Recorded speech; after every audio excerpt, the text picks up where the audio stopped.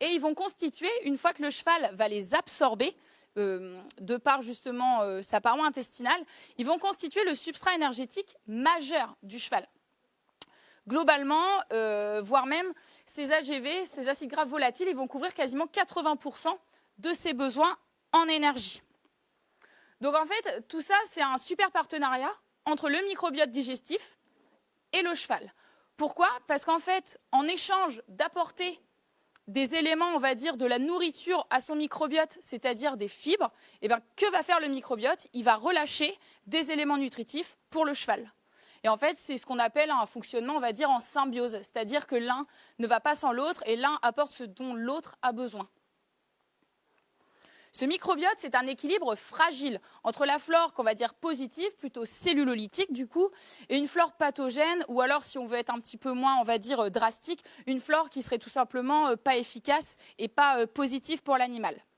Évidemment, cet équilibre, il va pouvoir être perturbé, par exemple, et en premier lieu, par l'alimentation. Ça paraît assez logique, vu que finalement, l'alimentation, le microbiote, il en est directement en contact, d'accord ? De nouveau, quelque chose d'assez intuitif, les médicaments anti-helminthiques, antibiotiques, etc., c'est des choses qui vont pouvoir jouer sur cet équilibre au niveau du microbiote. Les maladies, par exemple, on sait que chez les animaux obèses, le microbiote est différent que chez des individus qui ne le sont pas. Et ensuite, il y a des choses qui peuvent être un tout petit peu moins intuitives, par exemple l'âge. Maintenant, c'est démontré, chez le cheval vieillissant, on a justement un appauvrissement du microbiote et une détérioration du microbiote qui arrive avec l'âge.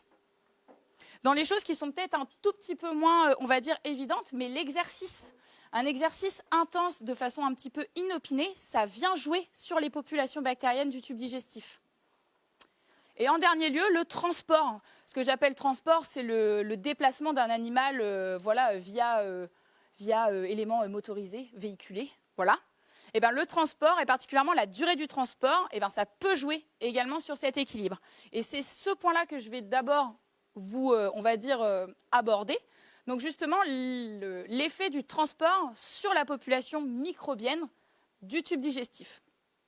Donc ça, c'est une étude qui date de 2020, qui a été menée, je ne sais pas si vous voyez, je suis devant, qui a été menée chez des chevaux adultes qui avaient en moyenne 14 ans. Et en gros, le but, c'était véritablement d'étudier les effets du transport sur le microbiote intestinal. Et particulièrement, donc en gros, ils ont étudié 3 types, on va dire, de protocoles, c'est-à-dire soit un transport de 15 minutes, un transport de 3 heures et un transport beaucoup plus long de 6 heures. Et à partir de ça, eh ben, ils ont essayé de voir justement s'il y avait des changements qui arrivaient au niveau du microbiote. Et justement, ils se sont aperçus qu'il y avait des changements au niveau du microbiote du gros intestin à partir de 3 heures donc, de déplacement. Et en particulier, ils se sont aperçus de quoi? Eh bien, en fait, que la population cellulolytique, vous savez, celle qui nous intéresse, celle qui apporte, on va dire, ce qu'il faut comme substrat énergétique au cheval, eh bien, en fait, à partir de 3 heures de transport, eh bien, en fait, elle commençait à diminuer dans le tube digestif du cheval. D'accord? Donc ça, c'est un premier effet démontré. D'accord, on va dire de l'environnement et de ce qu'on peut faire au cheval qui va justement influer sur son microbiote digestif. Et vous vous doutez bien que si on diminue cette flore plutôt positive cellulolytique, derrière, ça peut avoir des conséquences, entre guillemets, sur l'état de santé du cheval. Après, un élément dont on parle quand même de plus en plus, c'est les effets de l'alimentation sur le microbiote de l'animal. Donc particulièrement, on s'intéresse en général à des régimes alimentaires qui vont être très riches en amidon. Donc là, c'est une étude, je vous montre une étude donc, de 2015 qui a été menée chez des chevaux donc, de 11 à 19 ans, où justement le but, c'était de comparer 2 régimes alimentaires. Un régime à base 100% foin, où les chevaux étaient nourris avec 2,2 kg par 100 kg de poids vif par jour de foin. Et après, donc versus un régime alimentaire où il y avait il y avait 57% de foin.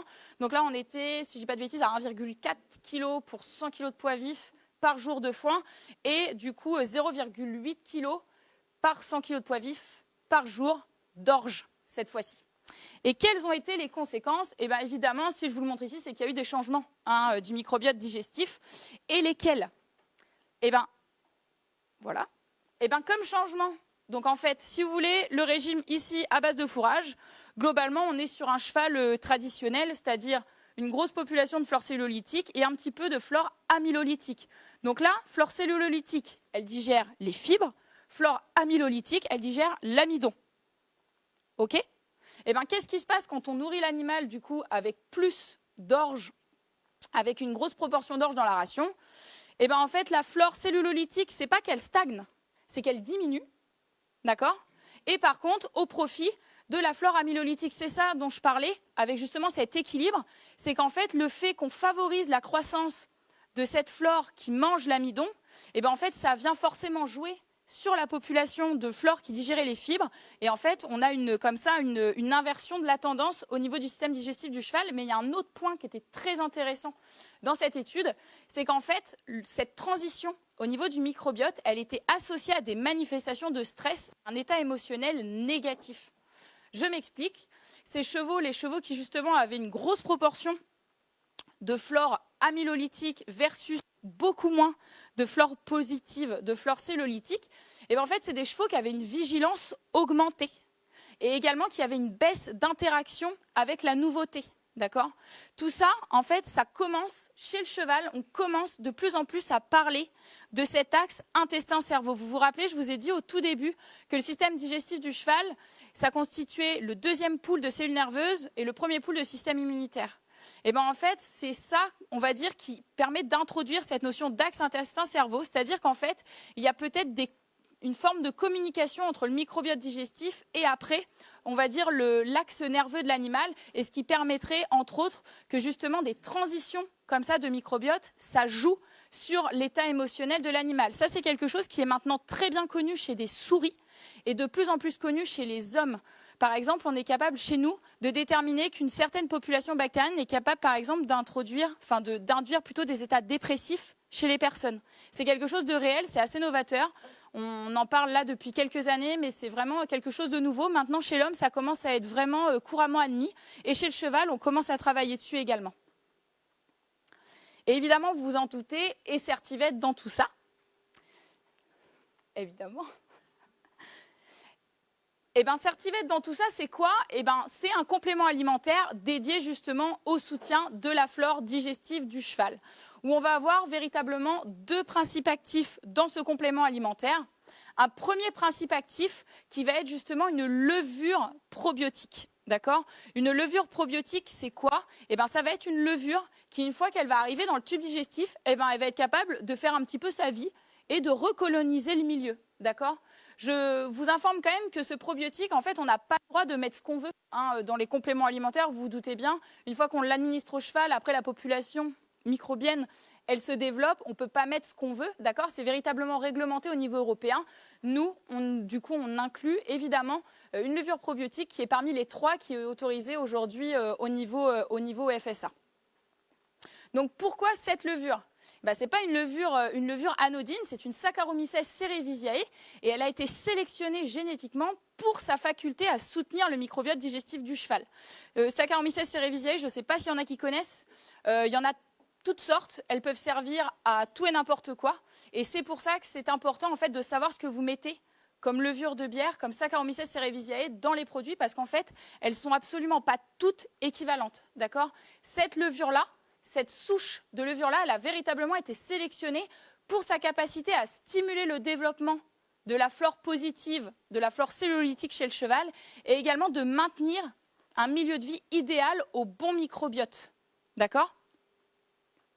Et entre autres, il y a des études donc justement sur cette levure qui font l'état, donc en gros de l'effet justement d'une complémentation dans cette levure sur le microbiote lors d'un régime riche en amidon, c'est-à-dire celui que je vous ai présenté juste la diapo d'avant. D'accord? Et qu'est-ce qu'elle établit? On va dire cette étude, et en fait ça c'est ce que je vous ai présenté avant, c'est-à-dire une baisse de la population cellulolytique et une augmentation de la flore amylolytique. Quand on complémente en levure, on vient soutenir et maintenir cette population cellulolytique. Et ça, du coup, on vient un petit peu limiter les modifications que subissent le microbiote digestif du cheval. Ça, comment? C'est simple. En fait, les levures, elles vont vraiment aider la flore cellulolytique, entre autres, à agir et à digérer les fibres. Elles vont également permettre de maintenir un pH qui va être le problème de la flore amylolytique, c'est qu'elle acidifie beaucoup le milieu. Et la flore cellulolytique, elle n'aime pas du tout les milieux acidifiés. D'accord? Donc la levure, elle vient un petit peu limiter cette acidification. Et dans un second temps, on n'a pas seulement une levure prébiotique, on a également un prébiotique. Alors, je ne sais pas si vous connaissez la différence. Un probiotique, c'est vivant. Un prébiotique, ça vient, on va dire, plutôt comme un engrais pour stimuler le développement des bonnes choses également. D'accord? On va dire que si on compare ça à une pelouse, eh ben en fait, le probiotique, ça va être les graines que vous allez semer pour réensemencer votre jardin, alors que justement, le prébiotique, ça va être l'engrais pour essayer de stimuler la pousse de l'herbe qui est déjà présente. D'accord? Et donc, ce prébiotique, il est innovant. Et il est innovant pourquoi? Parce qu'en fait, il est issu des parois de 3 levures différentes. C'est-à-dire qu'on n'a pas pris les levures vivantes cette fois-ci, on a vraiment pris simplement leurs parois. Et pourquoi on a pris leurs parois? Parce que les parois des levures, elles ont une faculté à fixer, en fait, elles présentent des patchs qui seraient comparables un petit peu à une face de scratch, en fait. En fait, elles ont une capacité comme ça à venir fixer, entre autres, des éléments, des bactéries pathogènes. D'accord? Et entre autres, c'est pour ça qu'elles permettent comme ça, on va dire, de gérer le microbiote digestif. Et particulièrement, pourquoi on a sélectionné ces 3 levures-là? Eh bien, parce que c'était celles qui présentaient les forces d'adhésion les plus fortes, d'accord, aux éléments pathogènes. Ce qui fait que ça fait un produit, en fait un prébiotique, qui est capable véritablement donc, de venir fixer les bactéries problématiques. Ça permet en fait que quand le prébiotique passe dans le tube digestif, et ben, en fait, ça fixe les mauvaises bactéries et fouf, ça les emmène à la sortie comme un videur de boîte de nuit. D'accord? Et le double effet qui se coule, c'est en plus c'est que ces parois de levure, elles ont également la capacité de venir comme ça stimuler les cellules immunitaires présentes au niveau du tube digestif. Et ça fait que le tube digestif, il est plus à même de se défendre. Le but, c'est pas de surstimuler, d'accord? C'est pas de mettre le tube digestif en alerte. C'est véritablement de venir simplement le soutenir en cas de besoin, d'accord? Et d'augmenter ses capacités de protection. Donc, entre autres, voilà, c'est juste pour vous expliquer. Si je reprends ma petite bactérie que j'aimais pas trop et mes petites levures, eh ben, en fait, le scratch, eh ben, fiouf, la paroi de levure, ça constitue une partie du scratch et les petites parties, là, les petits filaments, là, ce qu'on appelle les pili bactériens, ça constitue la deuxième partie du scratch. Fiouf, ça s'attache et ça sort. Et maintenant, donc, le tout petit souci que j'avais, vous vous en doutez, c'est qu'il y a ce que je peux vous raconter en 15-20 minutes, parce que là, je vois que je suis à 20 minutes. Et du coup, tout ce qu'il y aurait à dire sur le sujet, parce que vraiment, le microbiote, c'est passionnant, c'est en pleine effervescence, il y a des publics qui paraissent quasiment tous les 2 mois, voire tous les mois. C'est vraiment passionnant, d'accord? Mais du coup, voilà, je voulais quand même vous refaire juste un petit point sur les études qu'aujourd'hui, Certivette a, justement, sur ce complément alimentaire qu'est le Florequin. Ce qu'on a montré, entre autres, c'est une amélioration de l'efficacité digestive et la digestibilité des rations, d'accord, lorsque les animaux étaient complémentés en Florequin. Une diminution également des signes de free fecal water. Free fecal water, c'est ces chevaux, je ne sais pas si vous en avez, qui passent des crottins normaux, mais qu'après, par contre, ont un espèce de liquide, on ne sait pas trop pourquoi. D'accord, c'est pas de la diarrhée, c'est vraiment juste ce liquide qui entoure des crottins normalement formés. D'accord, donc entre autres, ça peut être dû à des dérèglements du microbiote, donc c'est pour ça que venir les soutenir, ça aide toujours ces chevaux-là. Mais vous avez également des effets, entre autres, sur la qualité du colostrum lorsque les mères sont complémentées. Des améliorations de la cinétique d'implantation de la flore chez le poulain. Ben ça veut dire quoi? C'est que quand vous complémentez la mère ou vous complémentez le poulain, eh ben, évidemment, du coup, le microbiote, ça, on va dire, s'installe plus facilement. Et également une amélioration du GMQ chez les chevaux en croissance. Ça, c'est les études qu'on a aujourd'hui. Évidemment, on a toujours des études en cours et c'est toujours en train de continuer. Et voilà. Et puis voilà. J'espère que je ne vous ai pas assommé. Et je vous remercie pour votre écoute.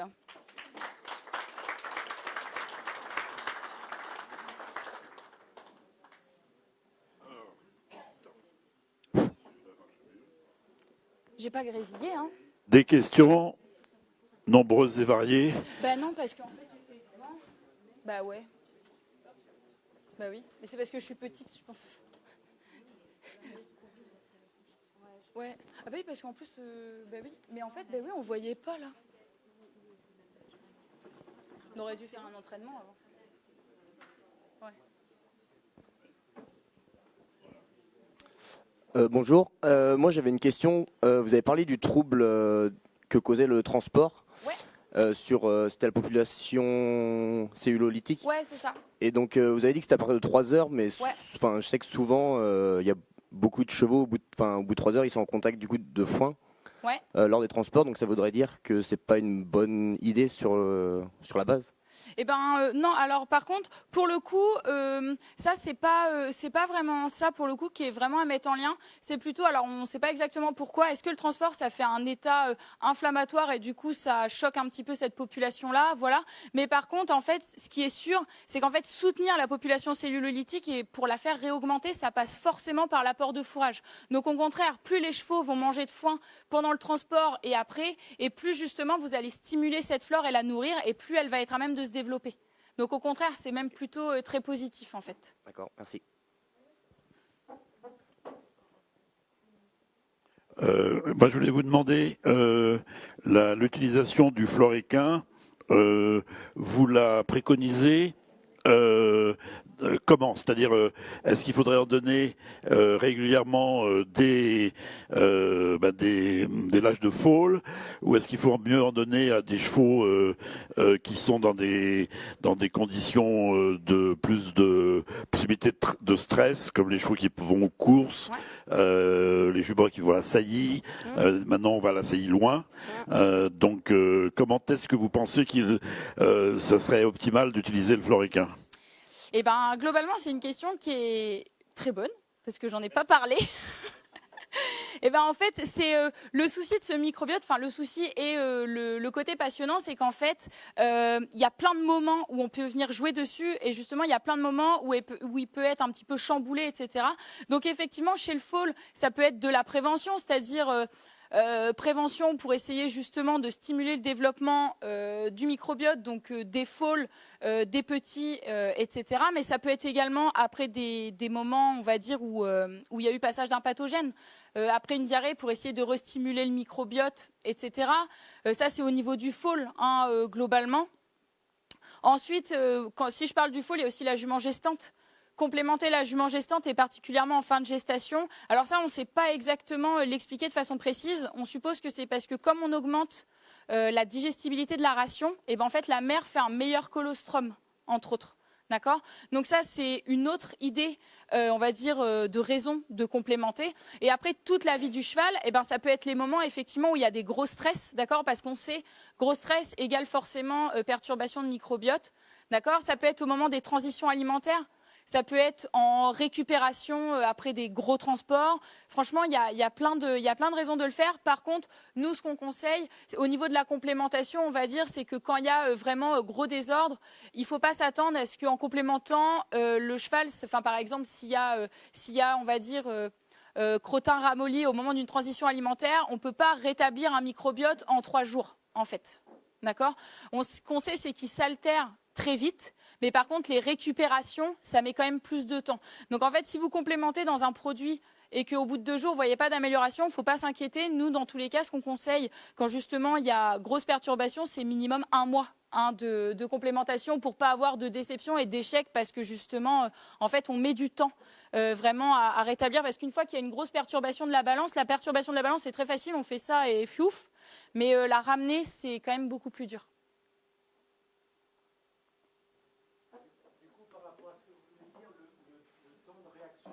Ouais. De votre produit et surtout la durée dans le temps. Eh ben, dans l'idée. Durée. Ouais, j'ai compris. Donc en gros, dans l'idée, la durée d'efficacité, enfin pas la durée d'efficacité, pardon, la durée de mise en place de l'effet, il est hélas compliqué à vous dire. Ce que je sais moi de l'expérience et des retours que j'en ai du produit, c'est qu'il y a des chevaux, au bout d'une semaine, les gens voient déjà un changement, et il y a d'autres gens, c'est au bout d'1 mois qui voient un changement quand il y a eu vraiment très gros désordre. D'accord. Par contre, au niveau de l'efficacité et de la durée d'efficacité, en fait, je vais vous parler de 2 points sur ce produit. Tout d'abord, il y a le côté où en fait on vient, on va dire, nettoyer le microbiote. Donc ça, une fois que vous l'avez nettoyé, une fois que vous avez rétabli la balance, en fait, vous l'avez rétabli. Le but du probiotique, en tout cas de la levure vivante, il n'est pas qu'elle reste en fait ad vitam aeternam dans le cheval. En fait, le but, c'est qu'elle stimule la bonne flore, qu'elle rétablisse des conditions de milieu qui sont positives et qui ont été dégradées justement par le stress, par une transition alimentaire, par ce genre de choses. Et après, une fois que tout ça c'est fait, en fait, la levure, globalement, on estime qu'elle reste vivante 1 semaine après l'arrêt du traitement dans le tractus, mais en fait, le bienfait est fait et en fait, il n'y a plus le besoin, si vous voulez.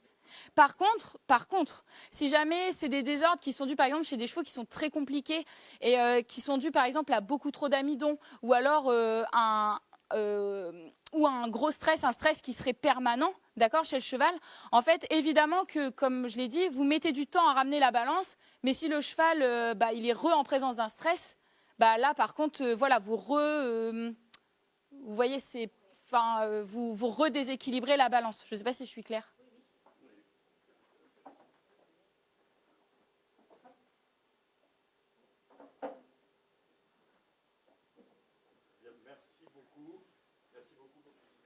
Merci à vous.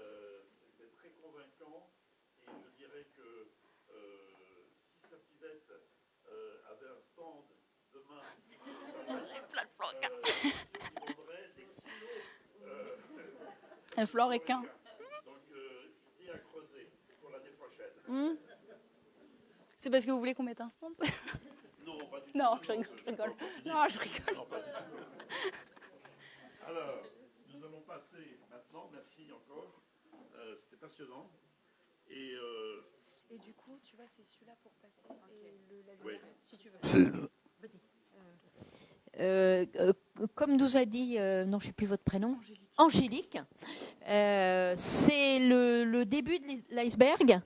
Mais en fait, en quelques minutes, on ne peut pas aborder ces sujets, mais le but, c'est de vous faire des petites étoiles dans la tête et être plus intuitif la prochaine fois que vous entendrez parler de ça. Voilà. C'est ça, non? C'est exactement ça. alors, maintenant, on va passer à un truc super sexy. L'écoulement des naseaux du poulain et pas que. Donc il reste un peu de suspense sur cette présentation de Véronica Kadriga. Donc à vous de jouer et n'oubliez pas qu'on a un cocktail dînatoire après. Hein. Donc soyez soft. Donc voilà, bonsoir. Mais désolée pour la palette très jolie, mais bon, ça fait partie du sujet. Donc, les objectifs de ce soir. Donc, ça va être comprendre si je dois appeler les vétos en urgence. Donc, il va arriver comme ça. Et si je peux faire quelque chose en attendant pour aider mon poulain ou cheval adulte. Donc, on va diviser les écoulements des naseaux en 3 catégories. Donc, on a l'écoulement alimentaire. Donc là, il y a mon poulain avec du lait qui sort vraiment des narines. Ensuite, il y a l'écoulement muqueux-purulent, donc vraiment quelque chose de très épais, jaunâtre, pareil, qui sort des narines. Et enfin, du sang, donc un écoulement sanguinolent. On commence par l'écoulement alimentaire chez un très jeune poulain, donc c'est vraiment un nouveau-né. Mon problème, ça se passe vraiment au niveau de la gorge.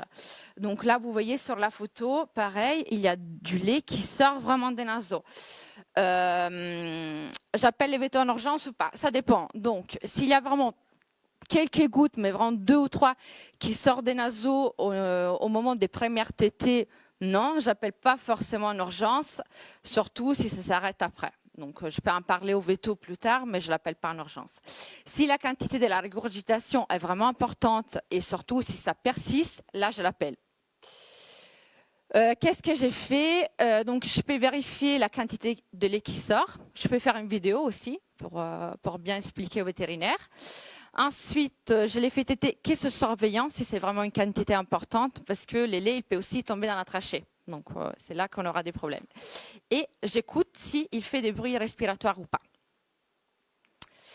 Là, on a 2 exemples on va dire, de causes qu'on peut avoir avec un écoulement alimentaire avec un poulain très très jeune. Donc là, c'est un peu, c'est une fente palatine. Donc vous voyez là, il y a une fissuration au niveau du palais mou.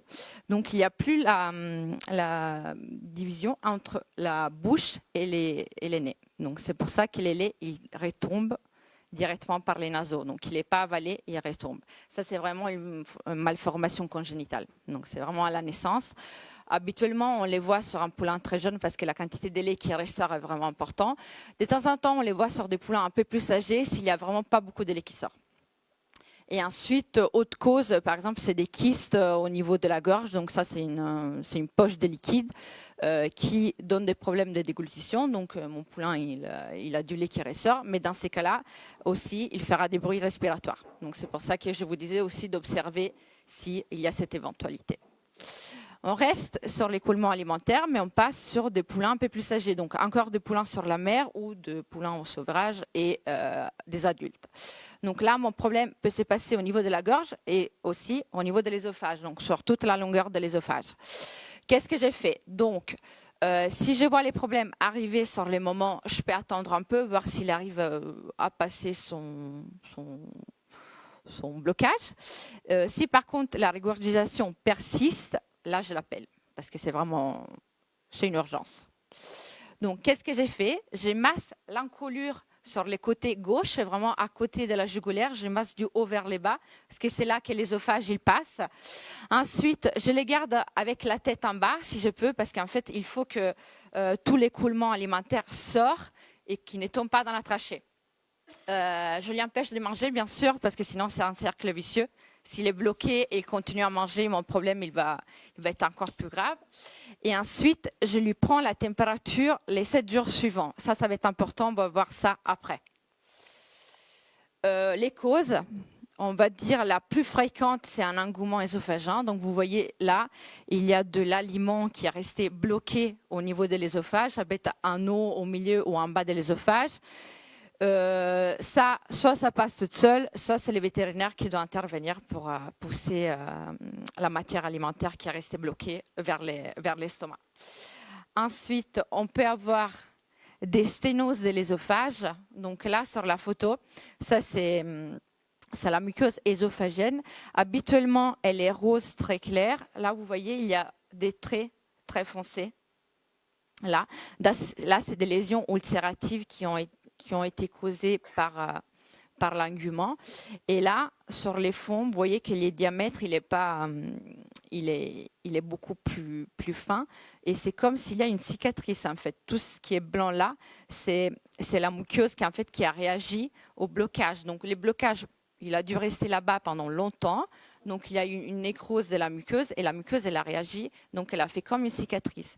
Donc, ça, c'est une des possibles conséquences des enguments. C'est pas tout le temps, bien sûr. Donc, on peut s'attendre à ça avec un engumement très sévère. Mais aussi, on a eu des cas comme ça, surtout sur des jeunes poulains qui n'ont jamais été vus avec un engouement œsophagien, mais que du jour au lendemain, on les a retrouvés avec du lait qui sortait des narines. Mais vraiment une grosse quantité, comme un seau d'eau qui retombe par terre.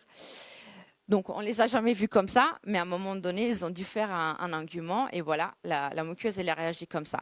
C'est quelque chose qui se traite, c'est très long, mais on peut les faire. Là, vous voyez, il y a une sorte de ballonnet qui a été passé par l'endoscope. Donc, on va les positionner au niveau de la lésion.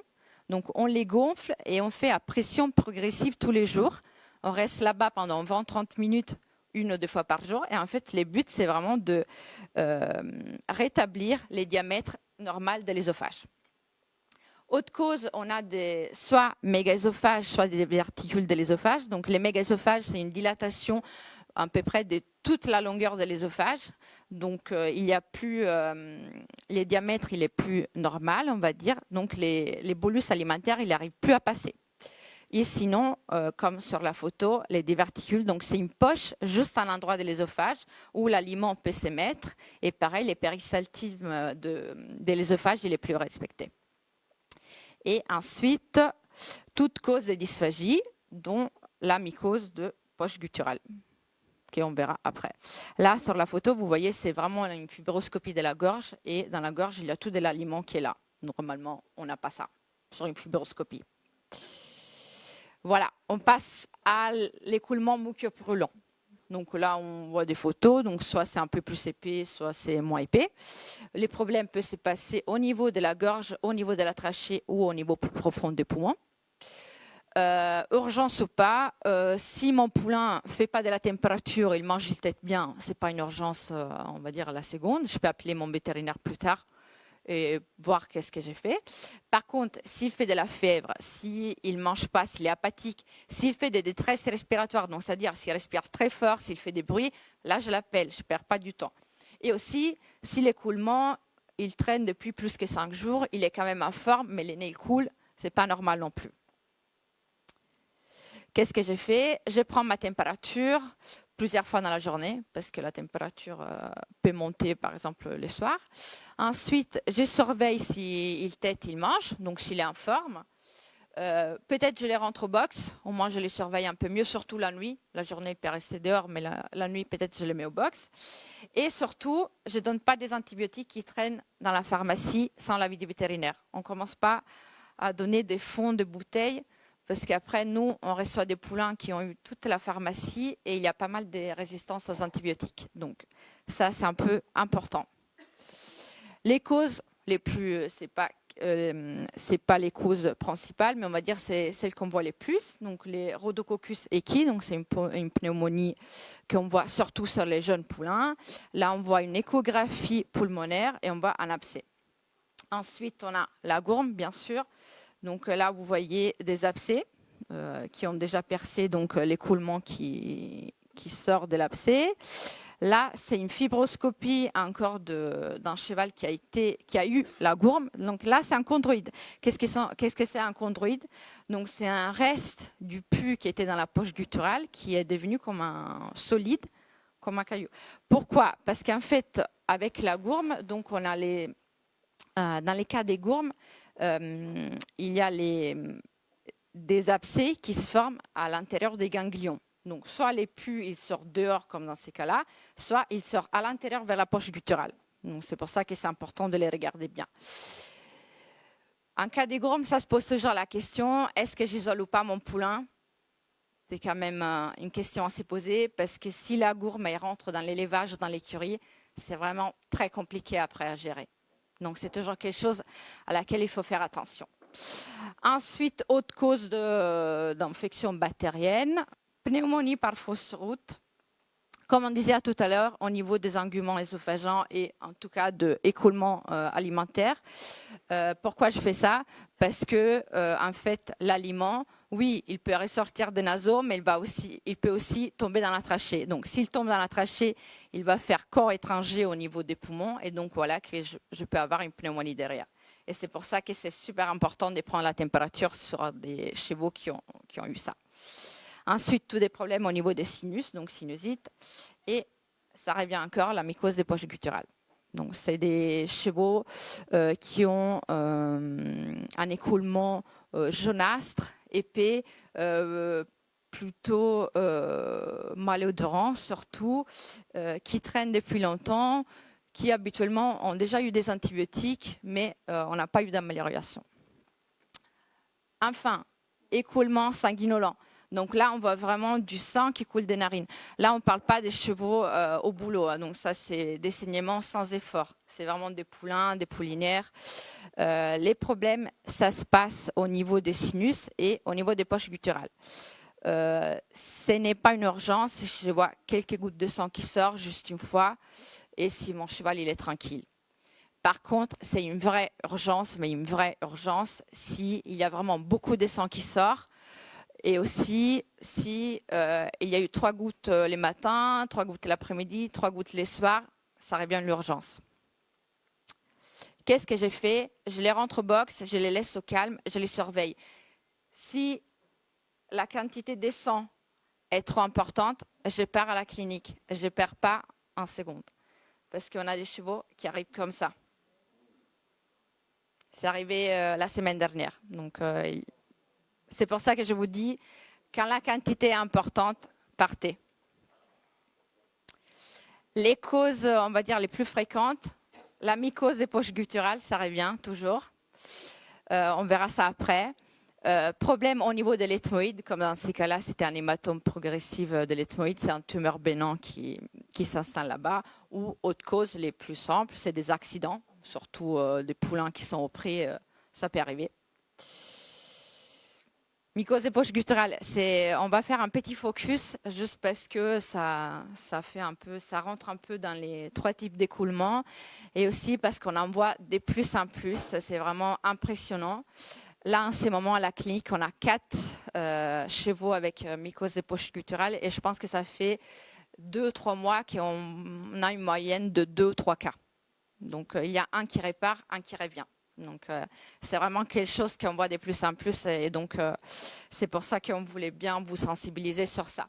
Donc, les poches gutturales, ils se trouvent là. Ce sont 2 poches d'air. Ils se trouvent en bas de la base du crâne et juste derrière la gorge. Donc, chaque poche, elle communique avec la gorge par un petit orifice qui est qui est fermé. Quel est le problème? Pourquoi ils sont si importants? Parce qu'il y a des nerfs et des artères qui passent juste derrière les poches gutturales. Donc, c'est pour ça qu'on a vraiment beaucoup de soucis quand il y a des problèmes à cet endroit-là. Ça, c'est une poche gutturale normale. Donc, comment on fait l'examen des poches gutturales? On fait une fibroscopie. Donc, on rentre dans la gorge et par les petits orifices, on rentre à l'intérieur de la poche gutturale. Donc, là, on voit les artères. Donc, 1 et 2, ça, c'est les principales. Hein. Et ensuite, il y a des nerfs. Donc, les artères, on parle de carotides. Donc, des artères importantes. Et des nerfs, on parle du nerf vague et glossopharyngien. Donc, les glossopharyngiens, c'est les nerfs qui est en charge de la déglutition. Donc, on parle des structures vitales. Quand on fait la fibroscopie, les artères, vous les voyez vraiment pulser. Donc, pour vous rendre compte que c'est vraiment là. Il n'y a pas un espace, c'est vraiment accroché. La mycose, donc la cause, c'est un aspergillus, donc c'est un champignon qui va s'émettre au niveau de la poche gutturale. En fonction de où il va exactement s'émettre, on aura des symptomatologies différentes. C'est pas importante la quantité des champignons qu'on trouve dans la poche, mais c'est la localisation. Donc, s'il va s'émettre au niveau des artères, j'aurai un saignement, donc une épistaxie modérée ou sévère. Donc voilà, ça c'était une pouliche de 4 mois et demi. Donc on les a aussi sur les jeunes. C'est pas que les poulains plus âgés ou les adultes. On les a aussi sur les jeunes. Donc voilà, ça c'était l'image d'avant. Et ça, vous voyez, donc ça c'est là, on est au niveau de la gorge. Ça c'est l'orifice dont je veux parler. Donc c'est la communication entre la poche gutturale et la gorge. Et là, on voit du sang qui sort. Donc quand on voit ça, on sait qu'il y a une hémorragie à cet endroit-là. Ensuite, on peut avoir, comme je vous disais, un écoulement mucopoulant. Donc, c'est ça. C'est un écoulement vraiment avec une odeur mauvaise qui colle et qui reste vraiment accroché, qui traîne longtemps. Habituellement, c'est des chevaux. Ah bah oui, ils ont eu 2 ou 3 antibiotiques, il n'y a rien qui se passe. Voilà. Et dernier cas, comme je vous disais, dysphagie. Donc, si ça se pose au niveau des nerfs, on peut avoir des dysphagies et dans certains cas aussi des cornages. Donc là, c'était vraiment un cheval avec de l'aliment qui sort et de la salive. Les traitements, il y en a beaucoup qu'il faut tout faire. Donc, en urgence, s'il y a un cheval qui saigne, donc je dois faire une ligature de la carotide commune. Donc là, on est au niveau de l'encolure. Là, il y a la jugulaire.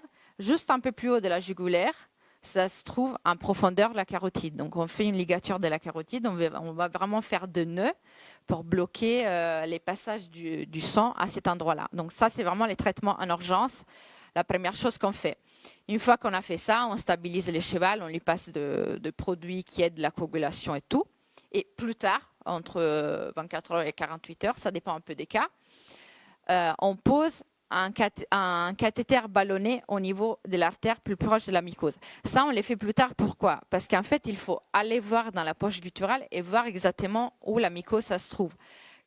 Si on revient à la photo d'avant, là, vous voyez, il y a juste un caillot du sang et habituellement, quand on rentre, il n'y a que du sang dans la poche. Donc, il faut attendre que ce soit un peu plus sec pour voir exactement où on va poser les cathéters.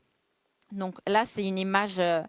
c'est une radiographie. Vous voyez, ça, c'est les cathéters, voilà, qui est posé au niveau de l'artère, de la carotide. Et là, c'est les ballons.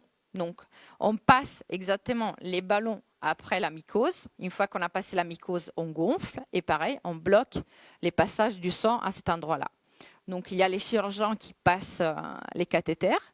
Il y a d'autres, on va dire, nous, qui on regarde avec les fibroscopes à l'intérieur de la poche gutturale et on dit, bah ok, c'est bon. Parce qu'en fait, on voit vraiment les passages sur l'artère. On dit, bah c'est bon, vous êtes passé, donc on peut gonfler. Et on bloque les passages du sang. Ça, on ne les garde pas à vie. Hein. Les ballonnets ne restent pas en place à vie. On les garde en place tant que la mycose n'est pas soignée. Donc habituellement, ça reste entre 1 semaine et 15 jours. Ça dépend un peu des cas. Ensuite, j'ai fait une salpingopharyngostomie. Donc, c'est-à-dire, j'ai fait une ouverture au niveau de la gorge. Donc là, il y a les orifices 1 et 2. J'ai fait une ouverture juste là-haut. En gros, c'est une ouverture assez importante de la poche gutturale avec ma gorge. Donc là, l'orifice, en fait, vous voyez, il n'est pas complètement ouvert. Moi, je peux passer à l'intérieur, mais il n'y a pas une communication directe. Pourquoi j'ai fait ça ? Parce que, en fait, les champignons, ils aiment bien un environnement plutôt humide où il n'y a pas trop d'oxygène. Donc moi, si j'ouvre, en fait, si je fais l'ouverture là, je lui change la température et aussi, il y a plus d'oxygène qui va passer. Donc, j'essaye déjà de lui mettre un environnement qui n'aime pas trop. Et aussi, ça nous aide après pour les traitements. Parce que les autres traitements, ça va être des lavages avec des solutions iodées, de la nébulisation directement dans la poche gutturale, vraiment sur les champignons avec des solutions antifongiques et l'oxygène thérapie, parce que, comme je vous disais, les champignons, ils n'aiment pas l'oxygène. Donc, on place de sondes qui passent par les nez et qui arrivent directement dans la mycose par l'orifice qu'on a vu avant.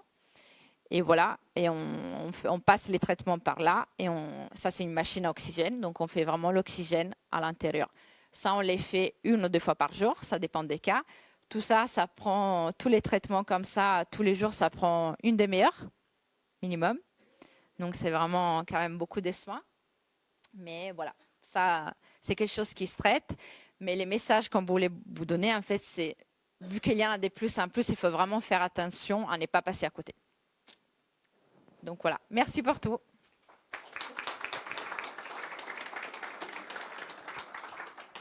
Merci. Est-ce qu'il y a des questions ?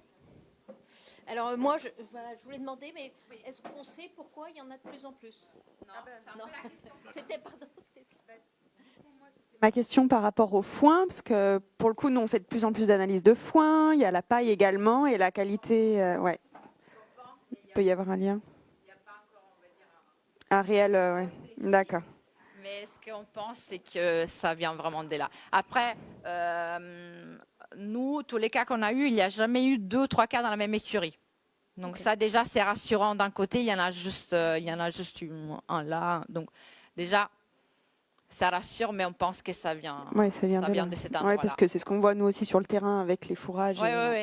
Mais c'est vraiment ça. Moi, par exemple, quand je suis arrivée en 2020, j'ai juste vu un cas. Et après, chaque année, 2, 3. Et cette année, j'ai l'impression que c'est une explosion.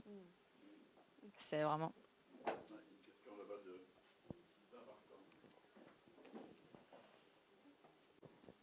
Félicitations Véronica pour cette superbe présentation. Question, quel est le coût de tout cet ensemble de manipulations là, quand on doit commencer à faire un peu de chir pour les poches gutturales? On est autour de 3 000 €. Mais ça comprend une hospitalisation en moyenne entre 7 et 10 jours avec tout ça. Et c'est vraiment des soins qui prennent énormément de temps. C'est vraiment quelque chose, en fait, on passe là-bas, on est dans la salle où il y a la barre pendant 1 demi-heure. On regarde les chevaux avec les tiges dans les nez, donc c'est vraiment quelque chose d'important. On va dire, s'il n'y a pas de dysphagie, très bon. Alors, très bon, ça veut dire quoi je peux te dire l'expérience qu'on a à la clinique, hein, je vous dis. Donc, sauf dysphagie, 85. Pour quel type d'utilisation après du cheval?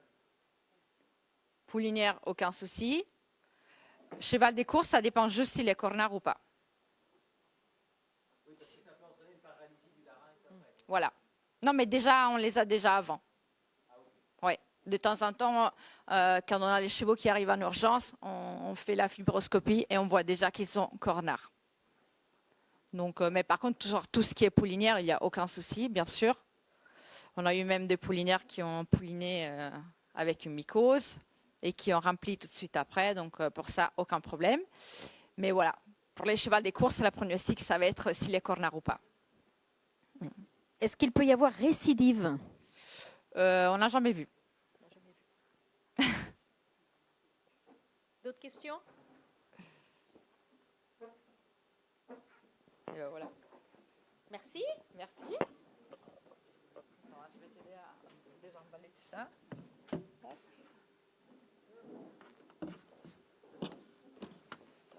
Je te laisse faire parce que je suis incapable. Je rappelle pour ceux qui ont encore faim qu'il y aura après les conférences donc une restauration sous forme de cocktail dînatoire au deuxième étage. Mais on peut encore vous montrer quelques petites images, ce qui fera baisser le budget d'achat de consommables. Merci beaucoup, c'était passionnant. Alors, on va être encore passionné. Red Mills qui nous a délégué Coralie et Shirka qui nous vient d'Irlande et qui vont nous expliquer beaucoup de choses sur la bonne santé du système intestinal, digestif des chevaux. Merci. Bonsoir à tous. Donc nous on va faire un peu écho à ce que Angélique a présenté tout à l'heure, en espérant être complémentaire ou non. Mais voilà, vous allez retrouver quelques informations de sa présentation. Donc moi je suis Coralie Chavreau, la nutritionniste Red Mills, et je suis accompagnée de Sorcha, pour qui je vais faire la présentation parce que c'est à la base de son étude qu'elle a menée sur le terrain avec Sylvain Prouvoyeur. Et pour vous présenter un produit qu'elle a développé et formulé pour l'entreprise Foran, donc en reprenant tout l'intérêt de ce produit et pourquoi il a été formulé. Donc tout d'abord une introduction qui reprend un peu ce qu'Angélique disait. Donc le microbiome c'est quoi? Les microbiomes de l'intestin, c'est en fait la population de micro-organismes qui peut être représentée sous forme de bactéries, protozoaires, champignons, levures, qui colonisent l'environnement de l'intestin. Donc la majorité de ces espèces vont être symbiotiques, c'est-à-dire qu'elles vont être bénéfiques pour elles-mêmes, mais également pour l'organisme hôte. Et en plus petit nombre, normalement, on trouve des bactéries qui peuvent être dites pathogènes et qui peuvent donc, dans ce cas, favoriser des maladies. Donc un microbiome sain, équilibré, c'est évidemment vital pour la digestion, mais il y a beaucoup d'études qui sont menées et on commence à découvrir à quel point il est important pour le système immunitaire et la santé globale de l'individu. Donc au final, si on compte bien, c'est ce que disait Angélique tout à l'heure, on est qu'à 43% humains. Donc on a plus de cellules microbiennes que de cellules humaines, d'où l'intérêt d'en prendre soin pour le bien-être de l'organisme. Donc il y a énormément de publications et de recherches sur le microbiome humain et son impact, donc notamment sur les performances physiques, mais également la récupération, la santé à long terme, également la communication. On dit qu'il y a un lien et que le cerveau, le microbiome est notre deuxième cerveau, donc ça a un lien aussi avec le bien-être et les émotions et la clarté mentale des individus. Donc concernant le cheval, le microbiome du cheval, il est responsable de la production de 75% de l'énergie via la fermentation des fibres. Donc c'est d'autant plus intéressant de garder une bonne santé du microbiome intestinal pour assurer sa santé et son bien-être global. Les recherches spécifiques aux équidés ont prouvé qu'un microbiome déséquilibré, qu'on appelle aussi une dysbiose, se manifeste via des coliques, par de l'obésité, des fourbures, du stress et également des contre-performances.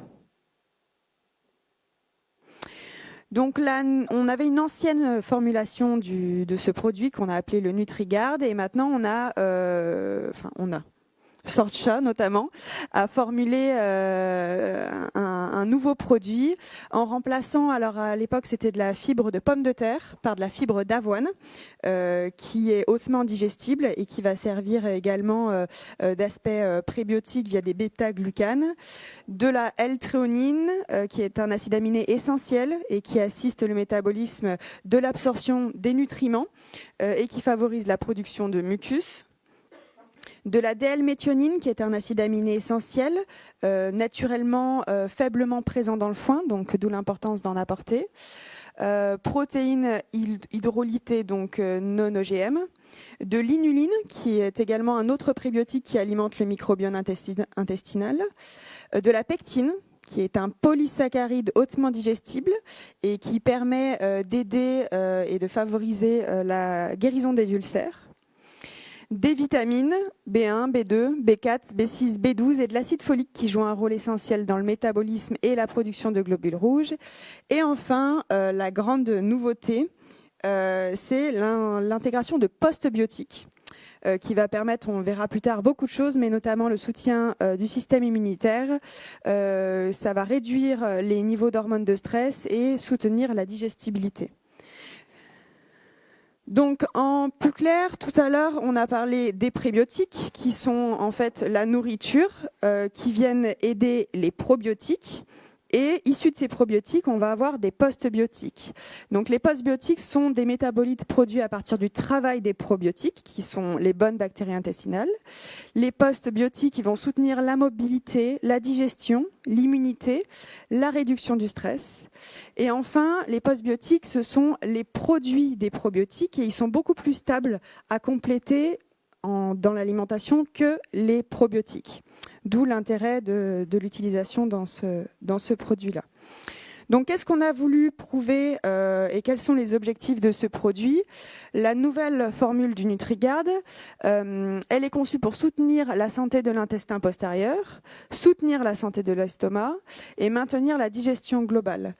Donc, on avait déjà fait des recherches qui ont été publiées sur la version antérieure du NutriGuard et notamment l'étude de l'Université de Vienne en 2004 qui avait prouvé que la supplémentation en NutriGuard a amélioré et favorisé la guérison des scores Eugus. Donc les scores Eugus, c'est ce que vous voyez sur votre droite du coup, avec des niveaux de gravité d'ulcère.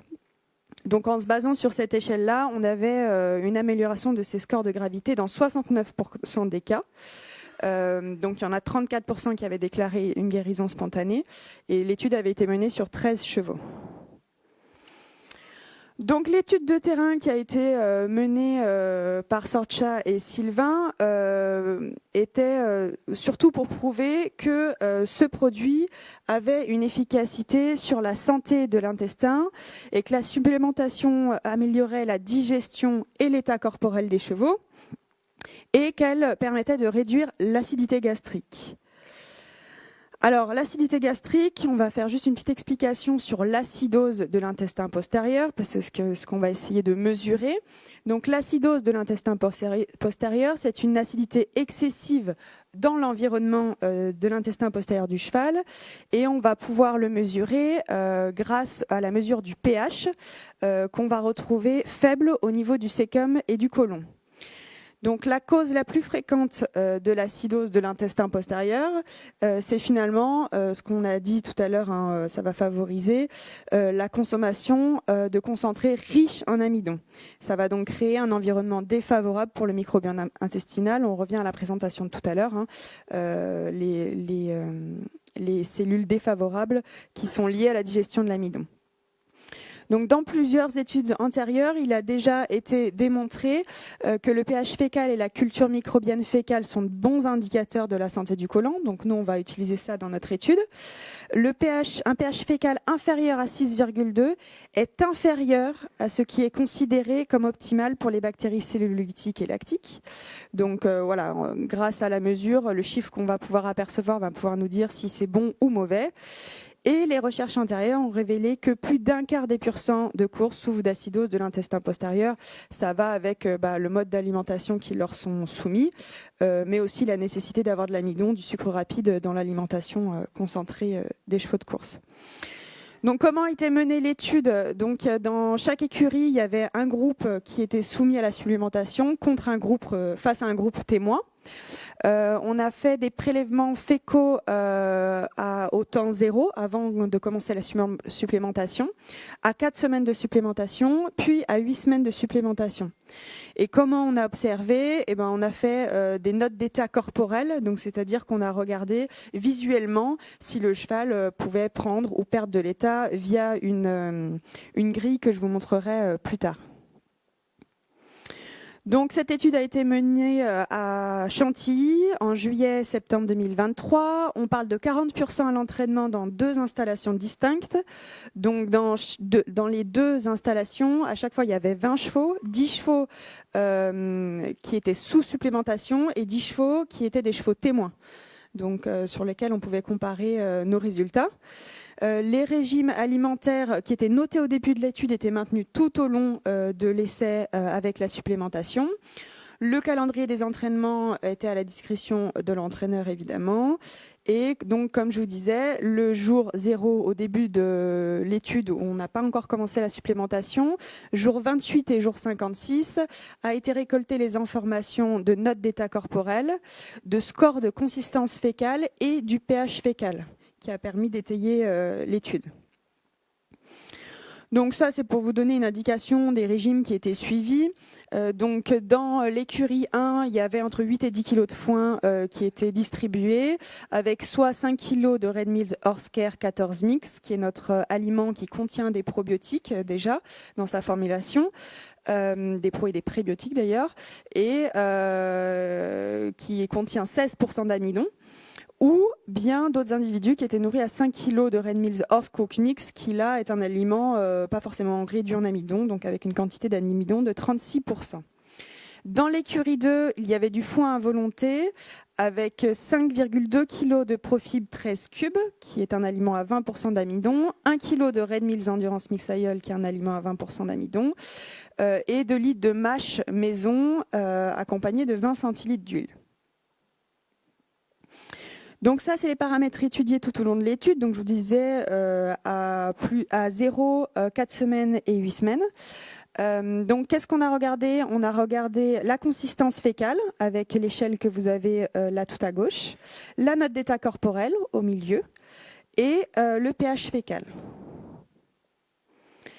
Alors, pourquoi on doit tester le pH fécal ? C'est ce que je vous disais. Un pH fécal plus neutre représente un intestin plus sain, peut confirmer les affirmations que le produit qu'on a développé favoriserait un intestin sain. Un pH plus acide peut indiquer une acidose de l'intestin postérieur, c'est ce que je vous ai dit précédemment. Donc un pH fécal inférieur à 6,2 n'est pas optimal pour les bactéries cellulolytiques et lactiques. Donc on va vérifier ce pH, est-ce qu'il est inférieur ou non à 6,2. Alors comment on va faire ? On va utiliser le petit instrument que vous avez à droite, un pH-mètre qui est calibré avec des solutions tampons directement à l'arrivée de l'écurie. Et une fois la calibration faite, on fait les prélèvements dès que possible après passage du crottin dans le rectum. C'est-à-dire qu'on attend qu'un cheval fasse son crottin pour être au plus juste, puisque la température va pouvoir affecter le pH de manière inverse. Donc pour être au plus juste, il faut vraiment attendre un crottin frais et faire la mesure sur l'instrument calibré directement sur le terrain. Et bien sûr, Sorcha a utilisé une procédure standardisée pour avoir vraiment la même méthodologie à chaque récolte de données. La deuxième chose qu'on va observer, c'est la consistance fécale, donc avec l'échelle que vous avez là. Pourquoi ? Tout simplement parce que par l'observation, des selles correctement formées peuvent indiquer une bonne digestibilité, une bonne digestion. C'est ce qu'Angélique disait tout à l'heure. S'il y a de l'eau fécale, on peut se dire qu'il y a un petit souci. Et on s'est référencé par rapport à ce tableau-là. Et c'est toujours la même personne qui a fait les observations, donc Sorcha en l'occurrence, pour pas avoir un regard biaisé et toujours avoir le même regard dessus. Pareil pour la note d'état corporel.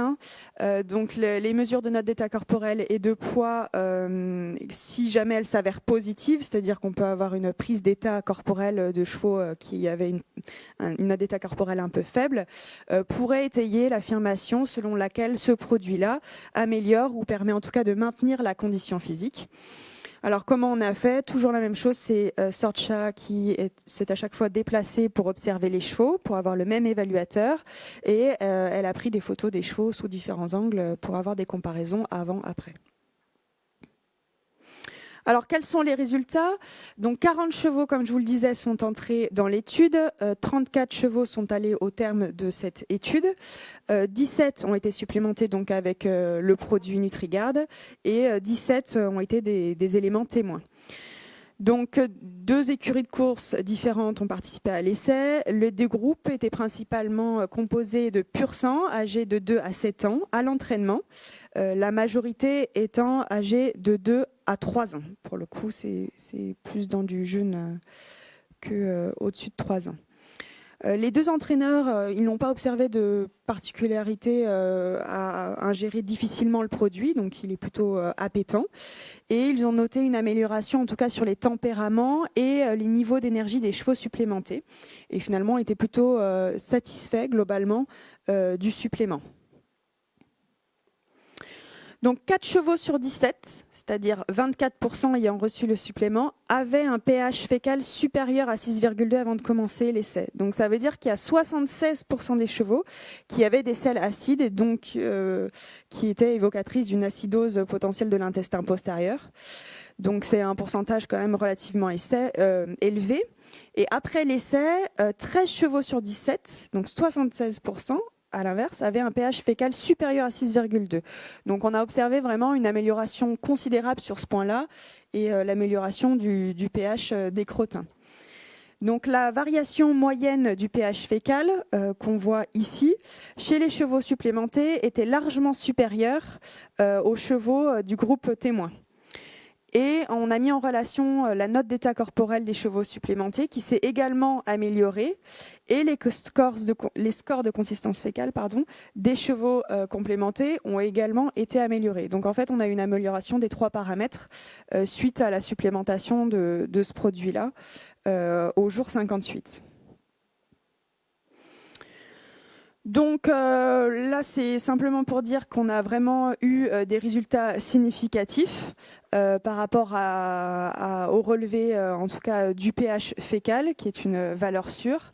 La valeur de variation a été calculée de 0,22, ce qui signifie que l'étude était statistiquement significative. Et la supplémentation NutriGuard a entraîné une augmentation du pH fécal par rapport au groupe témoin. Donc ça, c'est aussi un point très positif. Donc en conclusion, nous avons réalisé cette étude pour avoir une première impression des effets de ce produit et pour avoir une idée de la conception et des paramètres à prendre en considération si on souhaite faire des études futures sur le sujet. Ces résultats ils vont suggérer vraiment un effet positif sur le pH fécal des chevaux supplémentés. La plupart des chevaux participants à l'essai ont obtenu une note d'état corporel de 2,5 ou 3 sur 5. La note d'état corporel de 2 chevaux s'est améliorée, tandis que les autres sont restés à un score consistant. Les scores de consistance fécale des chevaux ayant reçu davantage de suppléments se sont également améliorés. Le temps nécessaire pour que les bactéries intestinales changent en réponse à un changement alimentaire, c'est ce qu'on disait tout à l'heure, est relativement inconnu, mais il est généralement admis qu'il faut attendre une période de 6 à 8 semaines pour permettre à l'intestin de s'adapter. Donc c'est ce qu'on disait, quand on met ce genre de produit, il ne faut pas s'attendre forcément à avoir un résultat en un claquement de doigts, mais selon les individus, il faut attendre plus ou moins longtemps, et selon le problème qui a été causé, également être un peu patient. Donc à qui est destiné ce produit-là? À tout cheval de compétition, tout cheval qui ferait des contre-performances, un cheval ayant des problèmes d'estomac, qui soit sujet aux coliques, qui soit sujet aux ulcères, un cheval qui aurait un poil terne, un cheval, les chevaux en convalescence, qui ont subi éventuellement des traitements anti-inflammatoires, antibiotiques, des chevaux qui ont un appétit fluctuant, des selles qui ne sont pas d'aspect satisfaisant, ou qui sont soumis à beaucoup de stress, notamment le stress des transports dont on parlait tout à l'heure, et aussi rentre là-dedans. Et après, on pourrait aller encore plus loin dans l'étude, en faisant des gastroscopies, en faisant le séquençage du microbiome. Enfin, il y a énormément de portes ouvertes à aller observer, à aller explorer. Donc, on espère que les études vont aller encore plus loin, et nous, sur le terrain, on va tout donner pour essayer de développer les meilleurs produits, les plus adaptés. Mais voilà, ce qu'il faut retenir, c'est donc dans ce produit-là, on intègre donc des postbiotiques, parce qu'on a souvent des produits avec des pré- et probiotiques, mais c'est assez nouveau d'utiliser des postbiotiques dans un supplément pour les chevaux. Ça vient d'arriver, quoi. Voilà, si vous avez des questions.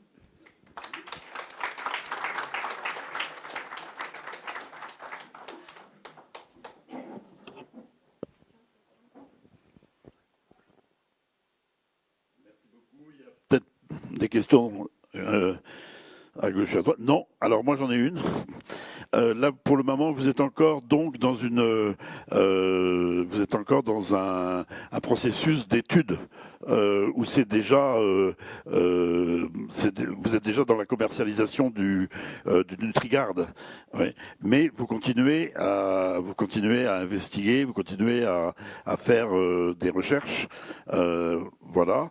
Et au bout de il vous faut combien de temps pour réussir à vraiment, parce que là pour l'instant on a vu que l'étude elle était sur peu de chevaux finalement. Donc est-ce que vous envisagez de passer à un nombre de chevaux beaucoup plus important, de façon à pouvoir avoir des références meilleures?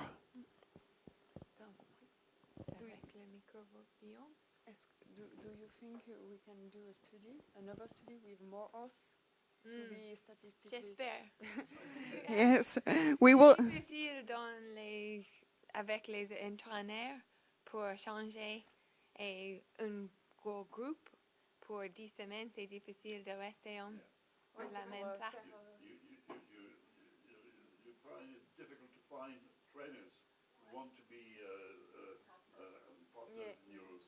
Pour 10 semaines, oui. La difficulté de l'étude, c'est d'avoir les mêmes individus. Bonsoir à tous. Donc, j'ai mené un peu l'étude avec Sorka sur le terrain. Et la difficulté de l'étude est d'avoir effectivement des entraîneurs partenaires qui vont nous faire confiance et qui vont nous mettre un lot de... On va dire, l'idéal c'est d'avoir 10 et 10, mais bon, l'idéal serait d'avoir 20 et 20 dans chaque écurie, donc 40 chevaux. 40 chevaux en étude. Et il faut savoir que lorsque l'on passe, on fait des prélèvements de crottin. Alors je peux vous dire que sur 20 chevaux, ça prend quand même un petit peu de temps entre les chevaux qui sont sortis, qui reviennent, qui n'ont pas envie de passer des crottins, etc. L'étude, chaque crottin est analysé à chaque fois. On recalibre les machines pour être sûr que le pH, parce que le pH est un élément hyper sensible et on est à la décimale près. Donc, ce sont des études très lourdes à mener, très, très difficiles à mener. Et il est vrai que si dans la salle, certaines personnes veulent nous aider sur le terrain, on en serait ravis. Mais on a pu voir une certaine amélioration sur les individus qui étaient supplémentés. Sur un minimum, on a commencé à voir les premiers effets au bout de la deuxième prise, c'est-à-dire qu'au bout de 30-35 jours. Donc voilà, c'est des études longues, c'est des études qui perturbent aussi la vie de l'écurie, hein, parce qu'on chope un gars, il faut tenir le cheval, parce que c'est une responsabilité aussi pour prendre les photos, pour avoir l'état corporel. Mais bon, malgré tous les efforts avec Sorka, je peux vous dire que lorsqu'elle arrivait et que je la récupérais à Roissy pour faire les études à Chantilly, je disais ça y est, ça va encore être un shitty day parce qu'on avait le nez dans le crottin pendant toute la journée. Donc non, ce sont des études très intéressantes et comme on l'a dit sur la première conférence et sur la deuxième, le microbiote intestinal est quelque chose qui était sous-estimé jusqu'à présent. On voit des effets vraiment bénéfiques sur les chevaux. Mais par contre, c'est vrai qu'il faut être patient. On ne change pas le microbiote du jour au lendemain. Ce n'est pas parce qu'on va donner un produit pour supplémenter le cheval qu'il va y avoir un effet immédiat. Ce sont des environnements hypersensibles, mais en même temps hyper longs à changer. D'ailleurs, on le voit quand vous recevez une poulinière donc, qui a eu des changements d'alimentation du jour au lendemain. Quelquefois, la poulinière met 15 jours, 3 semaines, 1 mois à se remettre, à se refaire à sa nouvelle alimentation et sans forcément savoir si le pH intestinal est optimal pour que la jument profite. Voilà. Merci Sylvain pour ces précisions. Je vous remercie, mesdames. Good luck to you. Keep your fingers in the droppings. Alors, Maître Beuchet est parmi nous. Monsieur le Président. On est ravis de vous avoir à nouveau et on attend avec impatience de tout savoir sur la syndication des étalons, les règles, les pièges et les bonnes pratiques. Oui, merci. C'est bon pour le micro, ça marche bien, vous m'entendez? Ouais, c'est bon. Ok. Bon, on va s'éloigner un petit peu des problèmes des chevaux. En même temps, entre les photos de sang, le pH fécal, etc. avant l'apéro, c'est peut-être pas plus mal. Et puis je vais essayer de pas être trop longue parce que bon, ça fait déjà un petit moment et puis on a envie d'aller prendre l'apéro, moi y compris. Donc je vais essayer de pas être trop longue. Le sujet est pas si aisé, pas tout à fait simple. Bon, c'est Pierre Lecoq qui a choisi d'ASAP. Donc si c'est compliqué, ce sera de sa faute. Hein. Moi, j'y peux rien. Je vais essayer de vous expliquer les choses de façon simple, surtout que on va voir qu'il y a des subtilités quand même, notamment entre le trot et le galop. C'est pas tout à fait évident. Alors le sujet, c'est donc le syndicat des talons. C'est vrai qu'on aurait pu le traiter avant. Hein, voilà, on n'a pas pensé, mais c'est, je pense, quelque chose qui vous concerne, donc qui peut vous intéresser. Alors, la définition déjà du syndicat des talons, le syndicat, ça n'a rien à voir avec le mot courant qu'on connaît, un syndicat, dans le dialecte des courses. Ça n'a rien à voir avec le syndicat, on pense à FO, CGT, etc. Les syndicats d'éleveurs, ce n'est pas la protection des intérêts. Le syndicat, c'est quoi? C'est une façon d'exploiter un étalon, carrière de course ou carrière de reproducteur. Et c'est une façon de se grouper pour exploiter la carrière d'un étalon. C'est donc une exploitation de façon collective. Donc on va diviser l'étalon en parts, admettons 40 parts, et on va vendre des parts à des gens qu'on appelle des porteurs de parts, où on trouve aussi des syndicataires. On les appelle souvent comme ça. Donc on va avoir des porteurs de parts qui vont avoir un droit à saillie. Une part, en général, donne un droit à saillie. Mais attention, là, il peut y avoir des subtilités, j'ai noté. Une part peut aussi donner droit à plusieurs saillies, ça peut être une ou plusieurs par an. Chaque année, hein, c'est à vie, tant qu'on a la part, on a droit à une saillie, c'est une saillie individuelle. Donc une ou plusieurs. Une part peut être détenue par une personne, mais on peut avoir aussi plusieurs personnes sur une part. Ça peut être des époux, ou ça peut être des gens qui achètent ensemble. On peut trouver aussi des ventes de demi-parts. On peut acheter une demi-part qui donne droit à une saillie. Donc vous voyez, il y a quand même déjà différentes situations en fonction du syndicat qui est créé. Donc il faut bien vérifier tout ça. Alors l'objectif du syndicat, c'est d'avoir en commun les frais pour limiter les frais. Et puis le propriétaire, il va pouvoir évidemment bénéficier de trésorerie assez rapidement puisqu'il va vendre les parts. Donc c'est intéressant. Les porteurs de parts, eux, vont avoir une saillie individuelle par an qu'ils vont utiliser pour leur poulainière, leur propre poulainière, ou qu'ils vont pouvoir revendre, commercialiser. D'accord ? Donc ça, c'est la présentation du syndicat. Un mot, j'ai cité les 2 articles des codes des courses. Donc au trot, c'est l'article 19, au galop, l'article 20. Mais qui concerne les étalons qui vont courir uniquement et qui nous dit, bon, je reprends pas tout, simplement, normalement, au trot, c'est 45 porteurs de parts et au galop, 40. Bon, au trot, d'ailleurs, quand on a un étalon qui est exploité pour la carrière de reproducteur, on trouve souvent des syndicats à 100 parts, puisqu'il y a 100 saillies possibles, on a souvent des syndicats à 100 parts. Donc, ce texte, finalement, ne concerne pas les étalons uniquement exploités en carrière. Enfin, je parle sous couvert des spécialistes du trot. Si je dis des bêtises, vous m'arrêtez, mais a priori, ce texte ne concerne que les chevaux qui courent. Alors, la subtilité, là, il faut être attentif à ça. La question est de savoir ce sur quoi porte la part.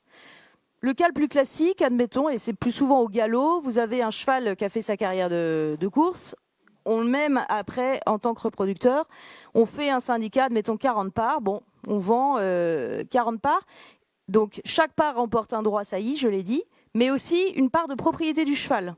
D'accord ? Donc celui qui va avoir une part, sur 40 parts, il aura 1/40e de la propriété du cheval. D'accord ? Mais ça veut dire aussi 1/40e des frais. 1/40e des gains et 1/40e des frais, parce qu'il est propriétaire d'1/40e du cheval, plus son droit saillie. Ok ? Au trot, c'est souvent assez différent. Alors, pas toujours, hein, mais souvent assez différent. Parce qu'au trot, vous avez un propriétaire, et après, on va distinguer la carrière de course de la carrière de reproducteur. Parce que vous avez au trot beaucoup de chevaux qui jouent des trotteurs, vous me dites, voilà, des étalons qui vont courir et reproduire, hein, qui vont faire les deux. Moins au galop, mais au trot, ça arrive. Donc, on va distinguer la carrière, les 2 types de carrière. Et le syndicat va ne porter que sur la carrière de producteur. Donc, quand vous achetez un droit saillie, ça n'emporte pas du tout de propriété du cheval. D'accord ? Donc, vous avez un propriétaire, ou plusieurs d'ailleurs, qui peuvent mettre en exploitation la carrière de course. Ça peut être une location, on peut mettre un locataire, et par ailleurs vont faire un syndicat pour la carrière d'étalon. Donc une part ne donne droit qu'à une saillie, mais ne donne pas de droit sur la propriété du cheval. D'accord ? Donc là, il faut bien vérifier dans le contrat pour voir ce à quoi on a droit. Sachant que au galop, on retrouve un peu ce même système, mais ça s'appelle différemment. Ça s'appelle le droit à saillir à vie ou le breeding right. Sorry for my accent. Donc le droit à saillir ou le breeding right, c'est quand on achète un droit à saillie à vie. Donc ça ressemble un peu à ce qu'ils font au trot, c'est-à-dire que vous achetez une saillie par an à vie, sauf si le cheval est vendu, parce que le cheval peut être vendu. Si le cheval est vendu, à ce moment-là, vous avez une indemnisation qui correspond au prix de vente du cheval. D'accord ? Donc c'est assez compliqué. Je résume, on peut avoir soit un syndicat qui porte sur la carrière des talons, mais aussi sur la propriété du cheval. Donc là, les gens sont intéressés aux saillies supplémentaires, par exemple. Ils sont intéressés aux gains du cheval, voilà, mais aux charges également. On peut avoir un syndicat qui ne porte que sur la carrière des talons. Donc là, on a juste un droit à saillie, point. Et puis, on a le breeding right, où on achète juste un droit à saillie à vie. Ça va ? Il y a des questions ou pas là, pour l'instant, non ? Bon, déjà, on voit qu'il y a des choses assez particulières. Alors, je vous ai mis un extrait d'un contrat d'un de mes clients au trot. Voilà, la clause elle est comme ça. En aucun cas, il ne pourra courir, alors on parle du cheval évidemment, il ne pourra courir pour le compte du cessionnaire qui se rend acquéreur uniquement d'un droit relatif à la carrière d'étalon. Voilà, c'est ce qui permet de dire qu'on n'achète pas de droit de propriété du cheval, mais uniquement un droit à saillie. C'est cette clause-là. On a un droit relatif uniquement à la carrière des talons. Mais certains n'ont pas forcément conscience de ça. Ils pensent être propriétaires du cheval et c'est pas le cas. Alors, la question qui se pose ensuite, dans le code des courses, on a un certain nombre de possibilités pour être propriétaire. Ça peut être une personne physique, ça peut être une personne morale, une société, ça peut être une association, et ça peut être une copropriété. Bon, il y a vraiment différentes formes de propriété possibles. Donc ça, c'est très bien. Le seul souci, c'est que le code des courses, lui, s'intéresse pas au code civil. Et on a parfois des petits soucis, nous, après, les juristes, à rattacher ça. Par exemple, l'association, elle n'a rien à voir avec l'association au sens du droit, l'association de loi 1901. Par exemple, un propriétaire, ça n'a rien à voir avec la notion juridique. Par exemple, dans le syndicat, le propriétaire, c'est le gérant du syndicat. Bah oui, mais le gérant du syndicat, au sens juridique, il n'est pas forcément propriétaire. Vous voyez, donc il y a toujours un peu, nous, on a des difficultés. Le code des courses, ils font leur business, mais après, nous, il faut, les juristes ou les avocats, qu'on traduise juridiquement pour savoir de quoi on parle. Donc là, la question est de savoir, le syndicat, c'est quoi, juridiquement? Quel est le fonctionnement du syndicat? Alors, en réalité, il y a aujourd'hui deux statuts juridiques envisageables.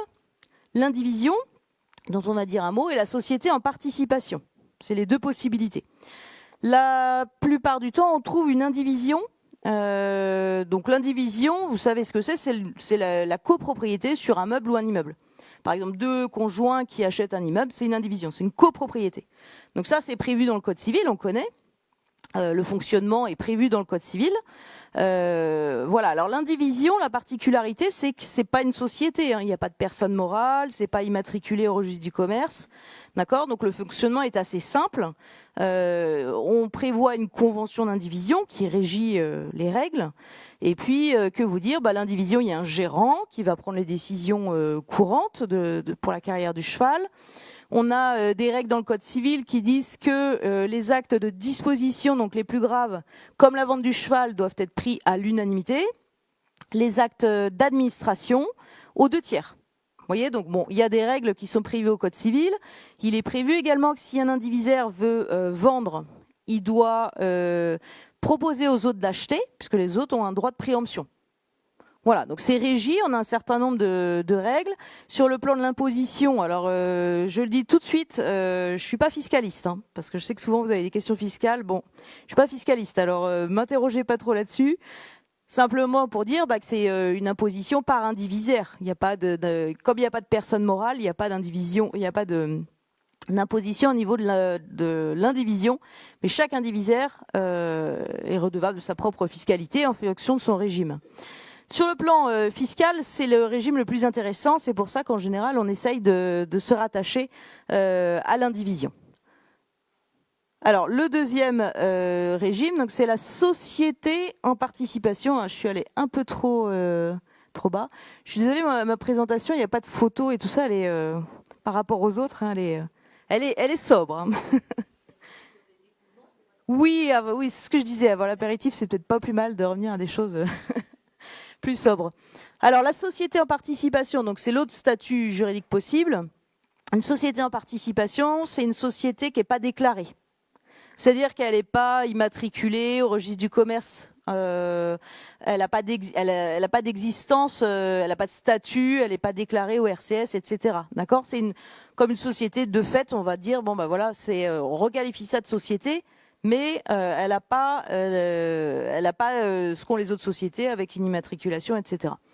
La grosse différence entre les deux, et c'est surtout l'administration fiscale en fait, qui va essayer de se pencher pour savoir. Alors souvent le fisc va essayer de dire c'est une société en participation parce qu'il y a plus de charges, et les propriétaires vont dire non c'est une indivision. Donc c'est ça l'enjeu. La différence, c'est que la société en participation, comme toutes les sociétés, on dit que c'est l'affectio societatis, on appelle ça comme ça, c'est la volonté de faire de l'argent, du business ensemble, d'accord, de mettre en commun, de faire du bénéfice, des gains ensemble. C'est ça la différence. L'indivision, c'est chacun gère son propre business, mais il n'y a pas de volonté de faire ça ensemble. C'est là-dessus que l'affectio societatis qu'on peut faire la différence. Alors, il n'y a pas beaucoup de jurisprudence en matière de syndicats, donc de décision de justice. Il y en a une de la Cour de cassation tout de même. C'était à l'initiative de Rothschild, qui était propriétaire de chevaux. Et justement, la question, c'était la qualification. Est-ce que c'est une indivision ou une société en participation ? Le fisc voulait que ce soit une société en participation parce qu'il y avait des frais d'enregistrement de 4,8%. Et M. de Rothschild demandait à ce que ce soit qualifié d'indivision. Et ça a été qualifié de société en participation. Pour autant, la plupart du temps, on est quand même sur un régime d'indivision parce que les syndicats, d'ailleurs, eux-mêmes qualifient d'indivision.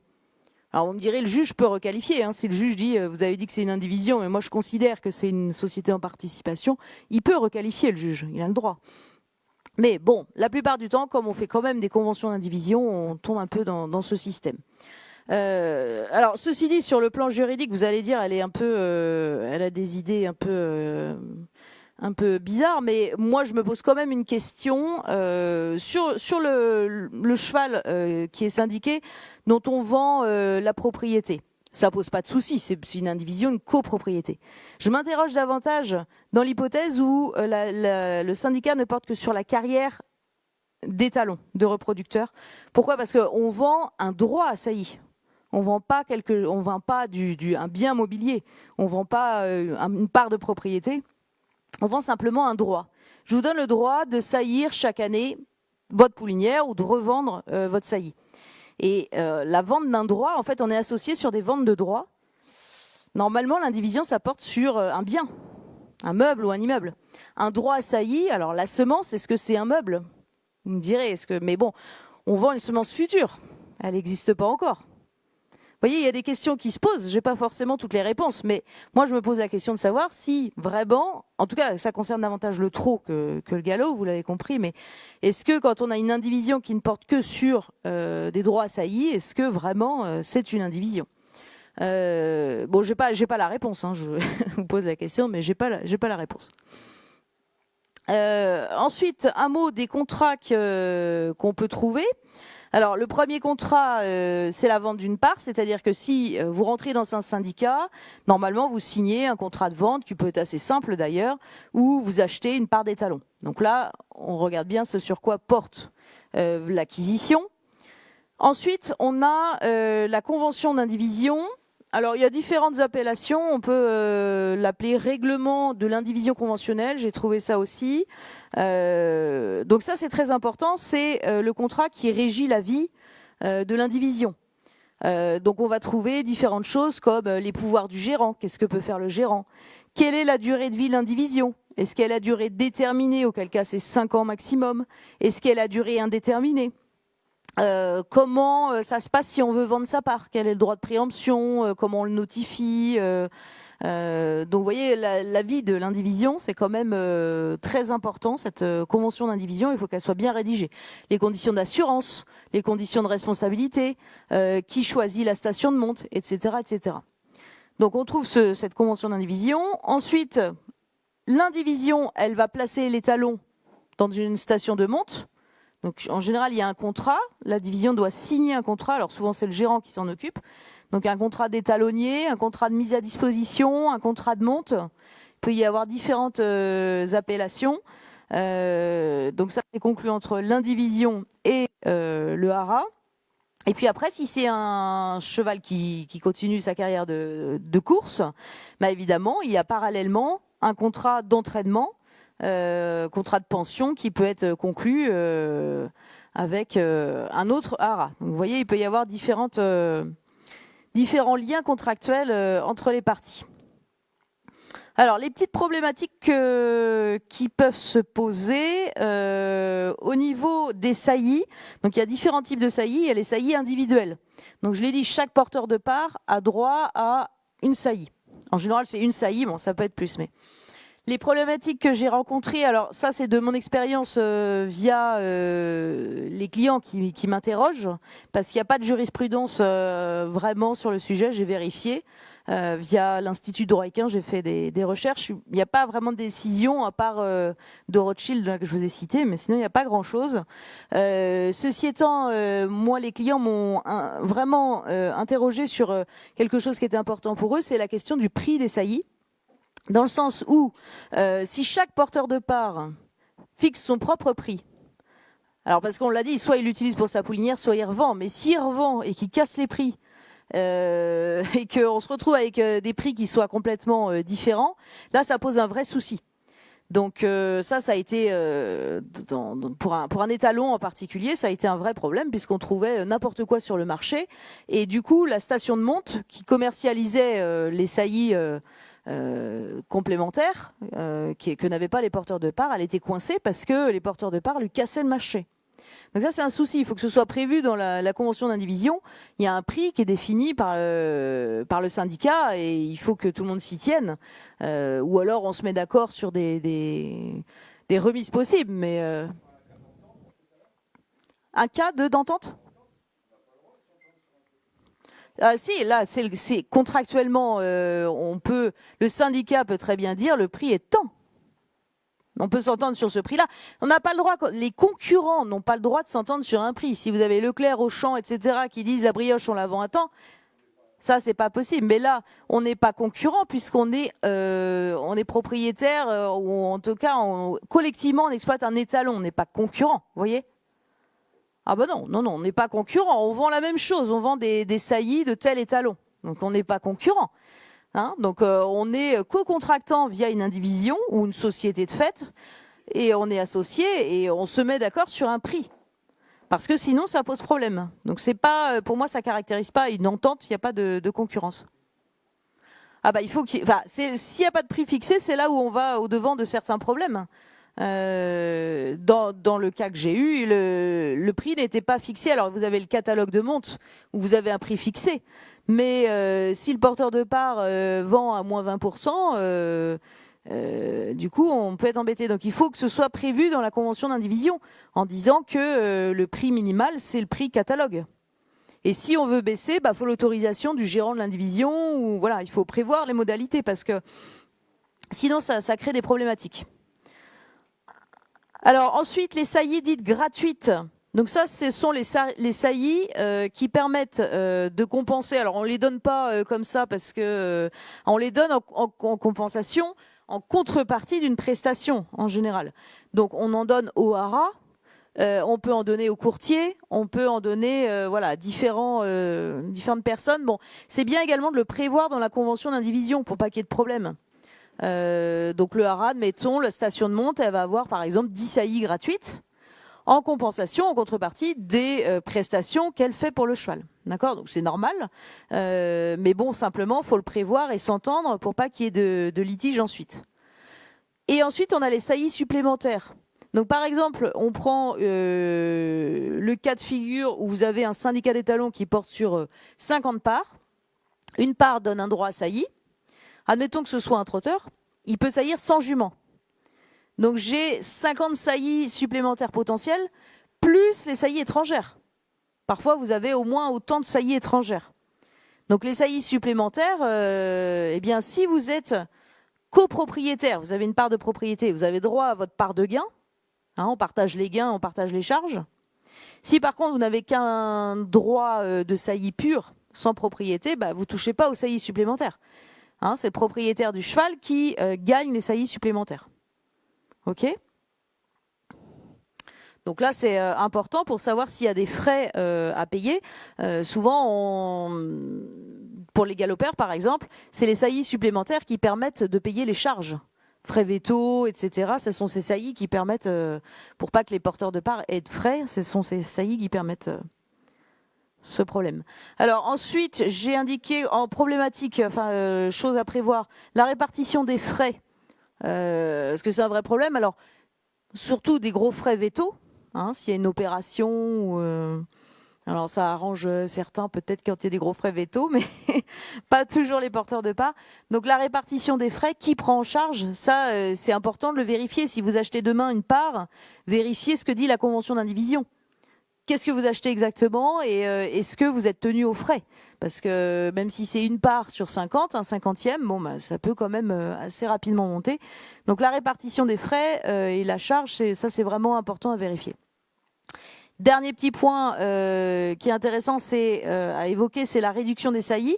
Dans l'hypothèse où l'étalon est malade, est blessé, est subfertile, qu'est-ce qu'on fait? C'est-à-dire que vous avez vendu 100 parts et finalement il peut couvrir que beaucoup moins de juments. Bon, comment on fait? Qui on sert en premier? Ça, c'est un vrai sujet. Si vous pouvez pas couvrir 100, vous avez vendu 100 parts et vous pouvez pas couvrir 100 juments, comment est-ce qu'on fait? Qui a droit aux saillies? Donc ça, c'est pareil, c'est important de le prévoir à l'avance pour éviter le contentieux. Et en général, on prévoit un tirage au sort. Donc j'ai mis un exemple de clause. Je suis pas sûre que vous voyez très bien, mais simplement, c'est l'hypothèse d'une cause, maladie, fatigue, vieillesse, accident, un cheval qui se blesse. Et si le nombre est limité de juments, à ce moment-là, on fait un tirage au sort. Souvent en présence d'un huissier de justice pour qu'il n'y ait pas, un commissaire de justice, on dit maintenant d'ailleurs, ça a changé, pour pas qu'il y ait de soucis, on fait venir le commissaire de justice et on tire au sort. Et donc celui qui est tiré au sort, il a droit à une saillie. Et puis ceux qui sont lésés, l'année d'après ne peuvent pas être relésés. Chaque année, on tire au sort pour, en fonction de l'état de santé évidemment de l'étalon. Vous voyez ces éléments-là, alors ça vient au fur et à mesure des problèmes qu'on rencontre, de l'expérience. On se rend compte qu'il peut y avoir des petites difficultés. Ce qui est vraiment important, c'est de bien le prévoir dans la convention d'indivision. C'est l'objectif de ce contrat, c'est de régler en amont les problèmes qui peuvent se poser. Parce que le jour où se pose le problème, si ça n'a pas été réglé contractuellement, si on n'arrive pas à se mettre d'accord dans le cadre d'une conciliation, s'il n'y a pas d'accord possible, la seule issue après c'est de saisir le tribunal. Et alors là, le tribunal, je peux vous dire que plus ça va, moins ça va, parce qu'au niveau des délais, c'est effroyable. On est rendu à des délais, si vous allez en appel, on est rendu à 4-5 ans, c'est effroyable. On est en carence de greffiers, on est en carence de juges. Ça, c'est vraiment. Moi, je suis la première à dire, mais transiger, négocier, parce que, alors, franchement, je suis un peu dépitée de l'état de la justice, de la lenteur, de l'intérêt des juges qui est vraiment très limité souvent. Enfin, vous voyez, c'est quand même assez compliqué. Donc, l'objectif, c'est d'éviter le litige en faisant des contrats qui tiennent bien la route et qui soient bien précis.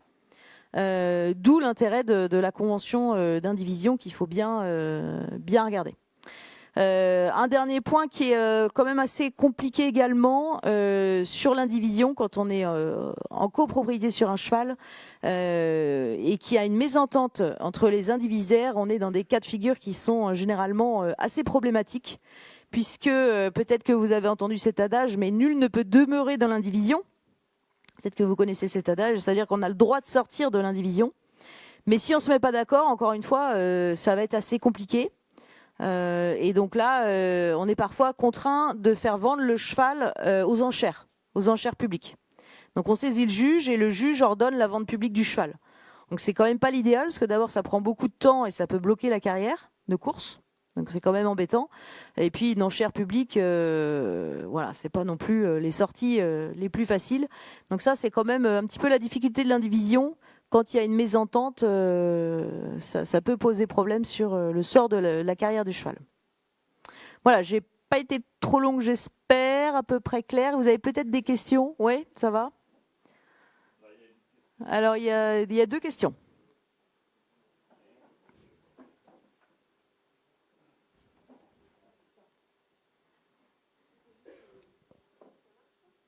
Non, ça marche pas, je crois. Mais je vous entends, allez-y. 1 mois. Le délai de préemption, c'est 1 mois. On doit aviser, donc on écrit, si on veut vendre sa part, on écrit au gérant en lui disant, moi je veux vendre ma part à monsieur, on dit à qui on veut vendre, à monsieur un tel. Et alors, faut prévoir, est-ce qu'il faut envoyer une lettre recommandée? Bon, moi, je recommande davantage un mail aujourd'hui, parce que à chaque fois, les lettres recommandées, c'est un coût.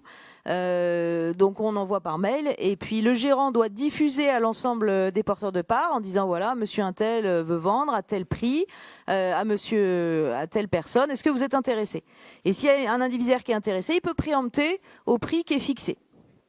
D'accord? Et là, donc, il passe avant les autres. S'il y a plusieurs indivisaires plusieurs porteurs de parts qui sont intéressés, s'il y en a 2 ou 3 qui disent moi je veux racheter la part à tel prix, à ce moment-là, qu'est-ce qu'on fait? Souvent on tire au sort. Mais c'est bien de le prévoir également dans le règlement de l'indivision, parce que vous voyez, à chaque fois on peut se retrouver avec des nouveaux conflits. S'il y en a 3 qui disent moi je veux préempter, faut prévoir ce problème-là. Bon, moi je voudrais parler des problèmes de breeding right. Je connais mieux le galop. Un cheval, par exemple, va être acheté par un éleveur ou un étalonnier, mais les anciens propriétaires ou l'ancien entraîneur souvent demandent à ce qu'ils aient des breeding rights, même si c'est bon. Aussi, l'étalonnier peut aussi vendre, au lieu de vendre des parts, peut aussi vendre quelques breeding rights. Si le cheval est vendu, soit qu'il est décevant ou c'est parce ou s'il a une grande réussite, est-ce que l'étalonnier qui gère la carrière du cheval peut botter en touche les breeding rights en les faisant suivre au nouvel acheteur? Auquel cas, ça ne donne pas droit à une indemnité. Oui, il peut. C'est-à-dire que le nouvel acheteur est tenu par les breeding rights. Oui, c'est comme si vous vendez un appartement dans lequel il y a un locataire. Le nouveau propriétaire est tenu par le bail.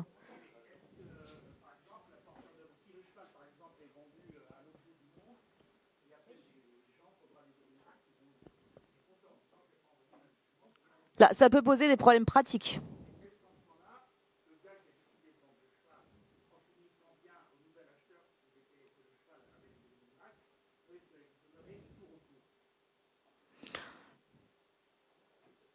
Non, en fait, pour moi, il y a 2 hypothèses. Si le cheval est vendu, soit celui qui avait un droit de saillie à vie, un breeding right à vie, soit il est indemnisé parce que il perd son droit de saillie à vie, donc là, il a une indemnisation.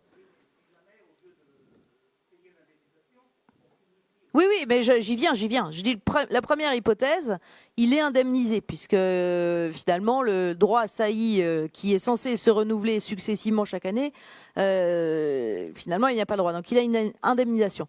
Deuxième hypothèse, le nouvel acheteur du cheval, va respecter les breeding rights et il va honorer ça. Après, ça peut se poser des questions pratiques si le cheval part à l'étranger. C'est ça ce que vous dites, parce qu'il faut envoyer les poulinières à l'étranger.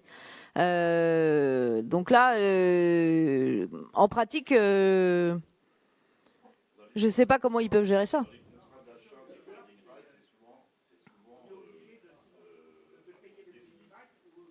Dans les contrats que j'ai vus, qu'on m'a gentiment envoyé pour préparer, il y a une indemnisation qui est prévue en fonction du prix de vente. C'est la seule hypothèse prévue dans le contrat que j'ai vue. Mais tout est possible, on peut tout prévoir dans un contrat. À partir du moment où on respecte l'ordre public, tout est possible. Donc l'hypothèse que vous évoquez, monsieur, elle est parfaitement possible. On peut très bien imposer au nouvel acheteur le respect des breeding rights. C'est possible, vous avez raison. Oui, dans le trotteur, pour revenir à ça, souvent effectivement les étalons, enfin les jeunes chevaux, futurs étalons sont vendus avec des droits à l'ACI pour les éleveurs. Charge à l'éleveur de prendre ces droits-là, quel que soit le lieu de monte. C'est-à-dire qu'en fait, s'il ne veut pas se déplacer à l'autre bout de la France, il a toujours ses droits, mais il les perd. On est d'accord. Je voulais revenir, s'il vous plaît, par rapport aux indivisions, aux conditions d'indivision initiale. Il y a des choses qui sont pérennes, comme les droits de vote, etc. Il y a des choses qui changent tous les ans. C'est le lieu de monte et le tarif de la saillie. Ça, normalement, c'est géré, et vous me direz si je me trompe, c'est géré annuellement par une assemblée générale qui définit le lieu de monte et qui nous donne le nouveau prix de saillie.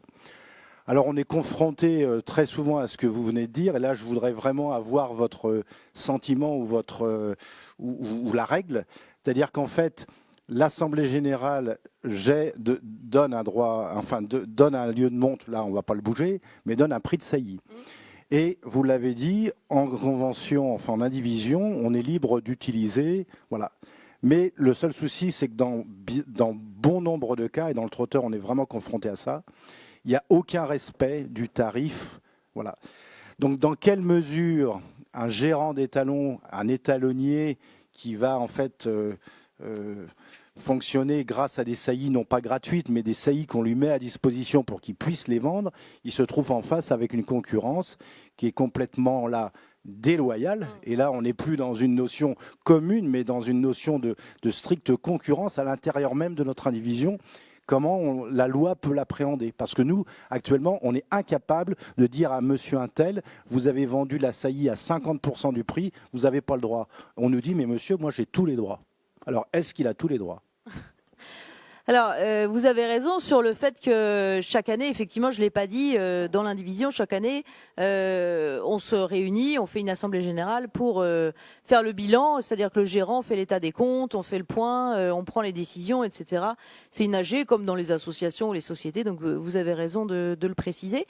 Sur le prix des saillies, donc je sais que c'est un point sensible puisque j'ai eu affaire pour un de vos collègues à ce genre de problème et les gens, c'était compliqué de leur expliquer qu'ils n'étaient pas libres de fixer les prix qu'ils voulaient, c'est-à-dire qu'ils sont habitués à mettre les prix qu'ils veulent et c'était compliqué de leur faire entendre. Donc la seule solution, elle est contractuelle. La loi prévoit pas ça, il n'y a rien dans les textes dans le Code civil.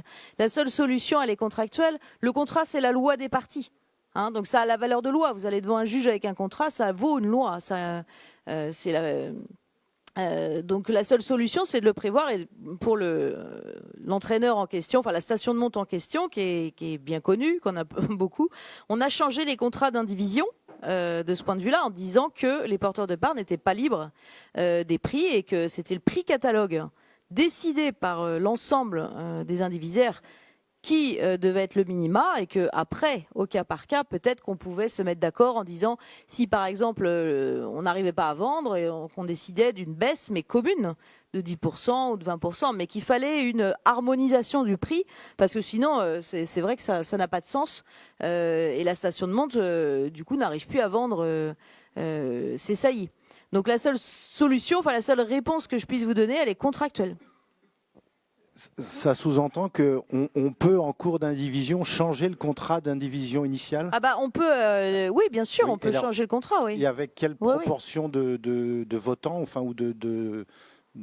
Alors, ça peut pas être unilatéral, c'est pas le gérant qui va... Non, prendre les décisions d'indivision, c'est ce que je vous disais, quand c'est des décisions, par exemple la vente du cheval, c'est unanimité.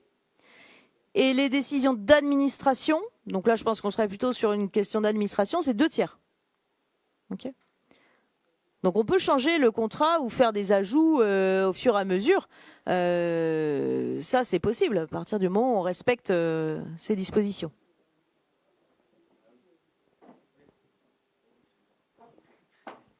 Oui, Cathy me demande, on a trop une plateforme commerciale qui négocie un bon nombre de saillies, surtout données par les porteurs de parts.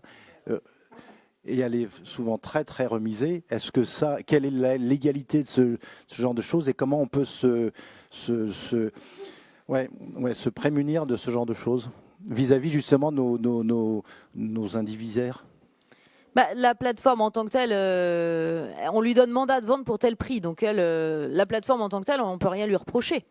Après, c'est dans l'ordre qui est donné par le porteur de parts. C'est-à-dire que quand il confie mandat de vente à la plateforme, il va lui dire, voilà, je vous confie la vente de tel saillie, mais il va donner un prix minimum, j'imagine. Oui, bien sûr. Le prix n'est pas libre. Il doit dire, voilà, je vous donne mandat pour vendre tel produit à tel prix. Oui. Donc à ce moment-là, il faut, encore une fois, que le prix plancher, le prix minimum, soit fixé collectivement. Et quand il donne, le porteur de parts donne mandat à un tel de vendre, il doit indiquer dans le mandat à tel prix minima. Sauf que dans la réalité, ces plateformes de vente jouent à la baisse. C'est-à-dire qu'en fait, quand quelqu'un va apporter une saillie remisée à 50, le petit copain, il va remiser à 2% en moins, 2% en moins, 2% en moins. Et en fait, donc, on va toujours l'acheteur potentiel va toujours aller chercher la saillie la moins chère. Et en fait, malheureusement, on vient sur une espèce d'argus de la saillie. mais à la baisse. Et donc, la saillie initiale, le prix saillie fixé par l'indivision initialement 4 ou 5 mois après, en pleine saison de monte, elle se trouve complètement faussée par ce système-là. Je sais bien, je pense qu'il y a un usage un peu qui s'est fait et qui me paraît pas très très bon parce que on peut pas commercialiser la même chose tous à des prix différents. Enfin, ça n'a pas de sens. Bah oui. Je pense qu'aussi il y a un problème au trot qu'on a peut-être un peu moins rencontré au galop, c'est-à-dire qu'il y a eu un excès de parts d'étalons vendus par des courtiers peu scrupuleux et qui ont vendu à des gens non pas qui avaient une jument éventuellement à faire saillir, mais en faisant miroiter un investissement financier. Pour spéculer. Pour spéculer. Et je pense que les soucis aujourd'hui viennent de ça. C'est que tant qu'on vend à quelqu'un qui a une jument, on lui vend oui, voilà. Et si on sort de ce circuit-là, ça peut marcher 1 année, 2 années, mais après, il y a des soucis. Non, je pense que c'est ça. Alors, une dernière question, je ne vous embête plus. Comment peut-on s'opposer à la... Alors là, on va se poser en tant qu'étalonnier, enfin répond à qui on a une convention d'exploitation du cheval, donc on gère le cheval techniquement, hein, là il faut bien qu'à un moment donné la technique arrive. Comment on peut s'opposer et comment on peut dire non, je ne fais pas saillir la jument parce que vous avez vendu la saillie à 50%. Est-ce que ça nous est possible et est-ce que ça peut être légal si on reprend la convention initiale de l'indivision? Ce qui est sûr, c'est que l'étalonnier, il ne fait pas forcément partie de l'indivision. Donc, lui, il peut être lié par le contrat. Alors, je ne suis même pas sûr qu'il y ait toujours des contrats de monte. En principe, si vous en faites, oui. Oui. Obligatoire, non. Hein, vous savez, on ne voit pas toujours des contrats hein, dans les dossiers. Donc, à ce moment-là, l'étalonnier dans le contrat, mais je crois que il y a rien hein, sur les prix. Dans les modèles de contrat que j'ai regardés, il y a rien sur les prix des saillies.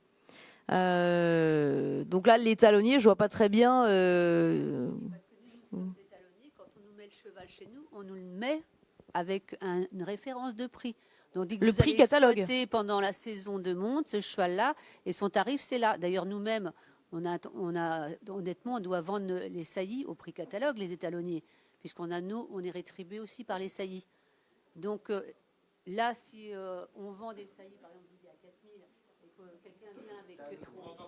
Oui, bon, pardon. Et quelqu'un vient... Mais il ne marche pas, peut-être, si. Donc là, nous, en tant qu'étalonniers, on nous confie une mission, c'est de faire notre technique, mais à un certain prix.